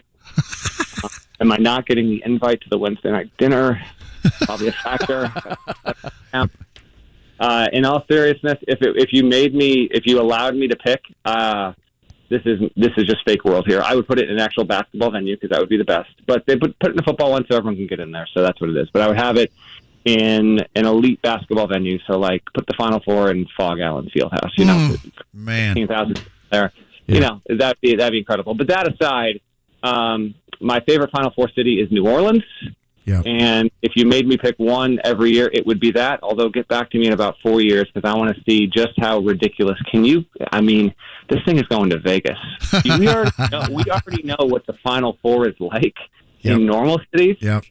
It's 4 years from now. It's going to Vegas. Boy, it's going to can't fathom. It's going to be a scene. That's all. So yeah, New Orleans would be. I would go New Orleans 1. I would go. New Orleans 1, San Antonio 2, Indy 3, and Vegas will be in that rotation once we officially experience it. Matt, can you just recap your brilliant argument on the behalf of David Lee Roth and against Sammy Hagar? There's not really much to recap. Van Halen's best years, its best albums came with David Lee Roth as the front man. Yeah. You're talking to a guy whose first favorite song ever was Jump, 84. I was 3 years old. And while Van Halen still was able to linger around a bit with Mr. Hagar, it's just not the same. It's just not the same. It's a good word, linger. He is the emblematic representation of the ethos of Van Halen. How about that for some? That's disgusting. Nordy doesn't remember the song Right Now, the beginning. I do. I do remember Right Now would not be in the top 15 Van Halen songs. Oh, I love it. I love it. You're on fire, Matt. You should write for Rolling Stone with some of those adjectives right there. That's tremendous. Sick. Ethos. It's great right there. Tremendous. That's it. I'm done. He's got to go. The next time you want me to come on a show with you, okay? I can't do this again. You got to be. Hey, Matt, appreciate your time, man. Hope you have a good rest of the day. All right, fellas, take it easy. Thank you. You too. Matt Norlander, CBS Sports college basketball writer. Oh, man, you talk about getting dominated. Yeah, I'm taking the L. You taking it? If you'll take yours, I'll take mine. I didn't deserve I'm taking mine. You did. I didn't earn an L. You did. And Jimmy supports it, too. Jimmy. This is true. I do. Boom. I do. You know what? We got a little bit of time. The gloves are coming off before Jimmy's bets. We got to get the picks in. The gloves come off, and then the picks. This will be Brian coming up with more stats and facts. The subjective. Who needs stats and facts in an argument, huh? The subjective. He had more talent. He had they throw a name out. You know what? I'm going to bring another team into the mix right around the corner. No, you're just muddying it up. It's not just Colts. It's not just Ravens. It's also a team that won over there. JCook might love that we got to bring into the equation here. That's on the way. I'm Brian. No, he's Dane Fife. Keep it locked right here. 93.5 and 107.5 The Fan. Picks coming. A new career offers new beginnings and unlimited opportunities. Begin your career with Eskenazi Health, ranked as Indiana's top hospital for community benefit by the Lown Institute. At Eskenazi Health, our patients are treated with compassion and skill. That's why Eskenazi Health is looking for professionals who share our mission and have a passion for serving their community. Enjoy excellent benefits, competitive pay, and unwavering leadership support. Learn more about Eskenazi Health careers at eskenazihealth.edu/careers.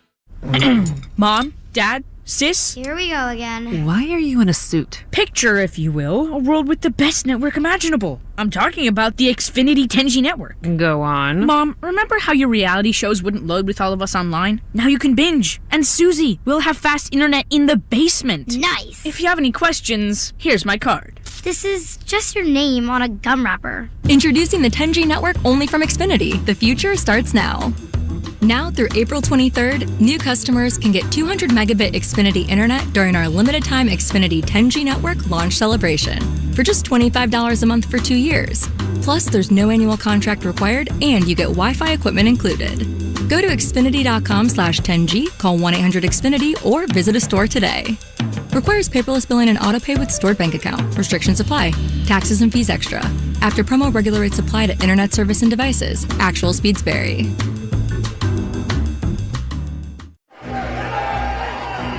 Indianapolis is under attack, at war with rampant crime, drugs, and homelessness. But Mayor Hogsett is unwilling to join the fight. In fact, under Mayor Hogsett, Indianapolis now has a murder rate higher than Chicago. Do you feel safe knowing that? But Jefferson Shreve is ready to take back Indianapolis. Jefferson Shreve will put more cops on the street and give them the support they need. We don't have to live like this. Jefferson Shreve is ready to rebuild, restore, and reimagine Indianapolis. He's a winner in business, so he knows how to lead a team to turn things around. No more empty talk. It's time for action. Because another term for Mayor Hogsett is another 4 years of the same problems, only worse.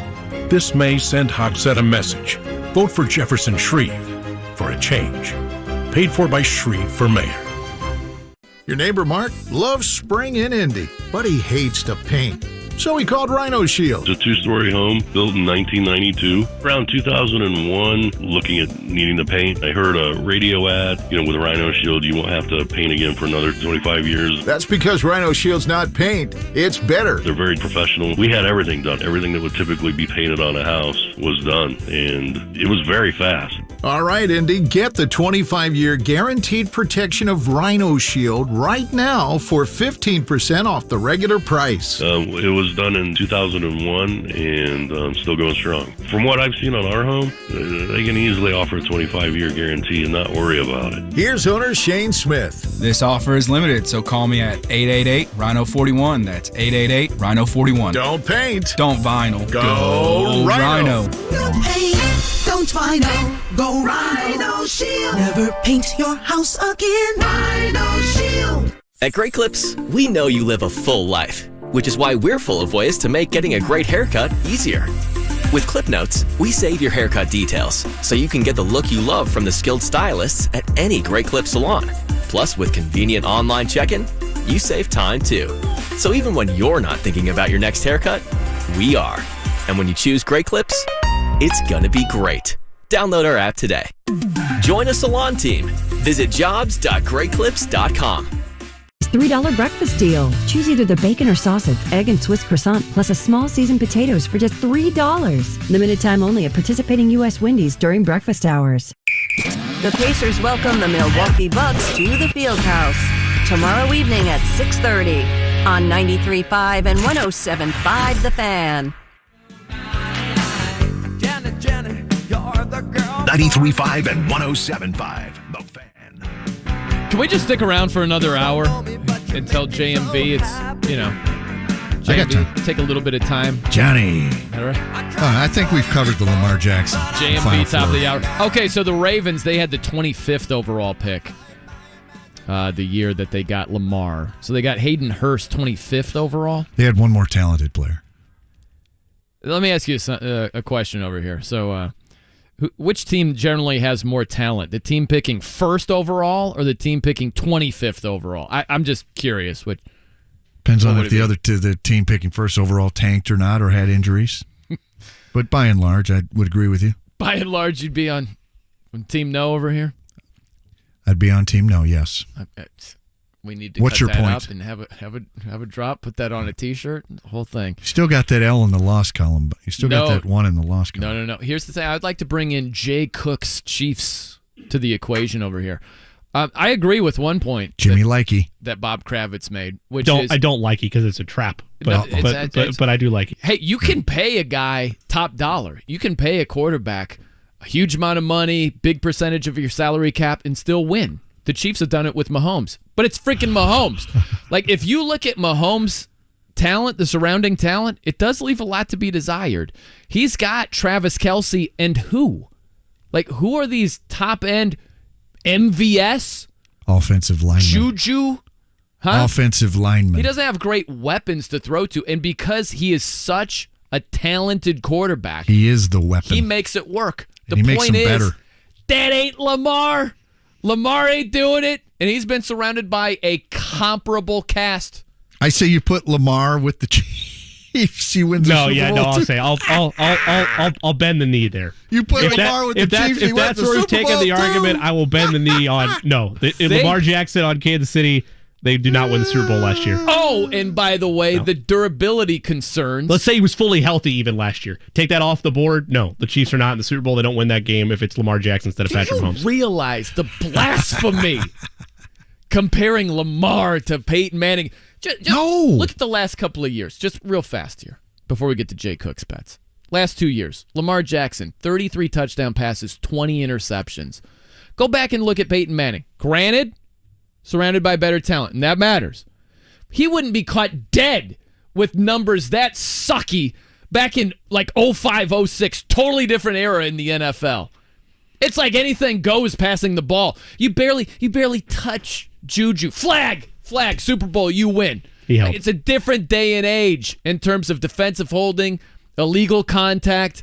Peyton Manning wouldn't be caught dead with the sucky numbers Lamar has turned in the last 2 years. Brian, no. And to make it sound like Lamar's going to turn into Peyton going forward, spare me is what I say. The court has spoken. Take the L. You just want that to be the case. I took it more as look at what could be. Not that he's going to ascend to Peyton, but that it's not fair to fully point at Lamar Jackson and your top reason or even in your evidence be, well, he's 1-3 in the playoffs, therefore he's not going to be good. It's just a part of it. No, I understand that. I don't think multiple times. I don't think it should be a part of the equation. It absolutely is a part of the equation. Wins are not a quarterback stat. They were. Let's go back. NFL MVP. First playoffs game for Lamar Jackson against the Chargers. Shouldn't have been there, by the way. Only reason they're there is because of him. They're chanting for Joe Flacco to go in the game. That's how bad Lamar Jackson was in the game. I mean, and again, they were chanting for the guy because fans are morons at times. That was 3-4 prior to that. Let's go back to the game against the Bills in the playoffs. Low-scoring game. What does Lamar do? Pick 6. The dream is dead. Goes for about 100 yards.